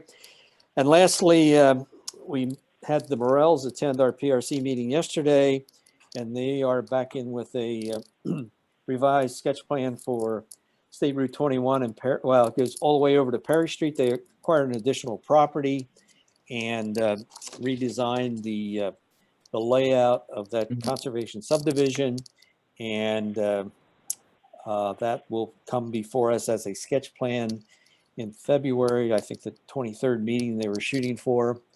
And is there anything else I'm missing, Eric? No. Okay. Lastly, Eric, do you want to give us the good news, bad news, or, well, the bad news we know. Do you want to give us the good news? So I'm leaving, and the 22nd will be my last day. I took a position with Niagara Falls to be the director of planning. So thanks, Chris. Congratulations. Yeah, good job. Thank you. So I'm excited to get started over there, but we'll make sure everything's running smoothly when I leave. And I'll also be staying on part-time for a little while to help in the transition. Town's looking for a planner to fill this role, and I'm sure Doug will find somebody that's excellent. Well, that's why Chris Nadler came back. He's going to fill in for you in your absence. I couldn't possibly. We should just keep it there. Yeah, let's lock the door and not let him out of his office. All righty. Well, good luck. Good luck, Eric. They're certainly they should be rewarded that they're getting a person of your fine character and knowledge, and we'll certainly miss you, but our loss is their gain. Okay, anybody else have anything for the good of the board? If not, sorry it took a little longer than we planned. I am going to get off of here and go celebrate my daughter's 50th birthday on Zoom. So I will say goodnight and say goodnight to all. And again, Amanda, welcome aboard. Thank you. John, thank you for your keeping of the minutes. Lance, we look forward to working you in the coming year. And Chris, good to have you back. Likewise. Have a good night, everybody. Is that some hair on your lip, or? That is a full goatee and mustache, my friend. Wow. I mean, not a good one, but it's there. I can tell COVID stash. All right, well, keep working on. Keep working on. It'll grow in. All right, I'm out of here. Good night, all. Be safe. Bye-bye. Have a good night. Night, All right. everyone. Bye. Thanks, Eric. That's what you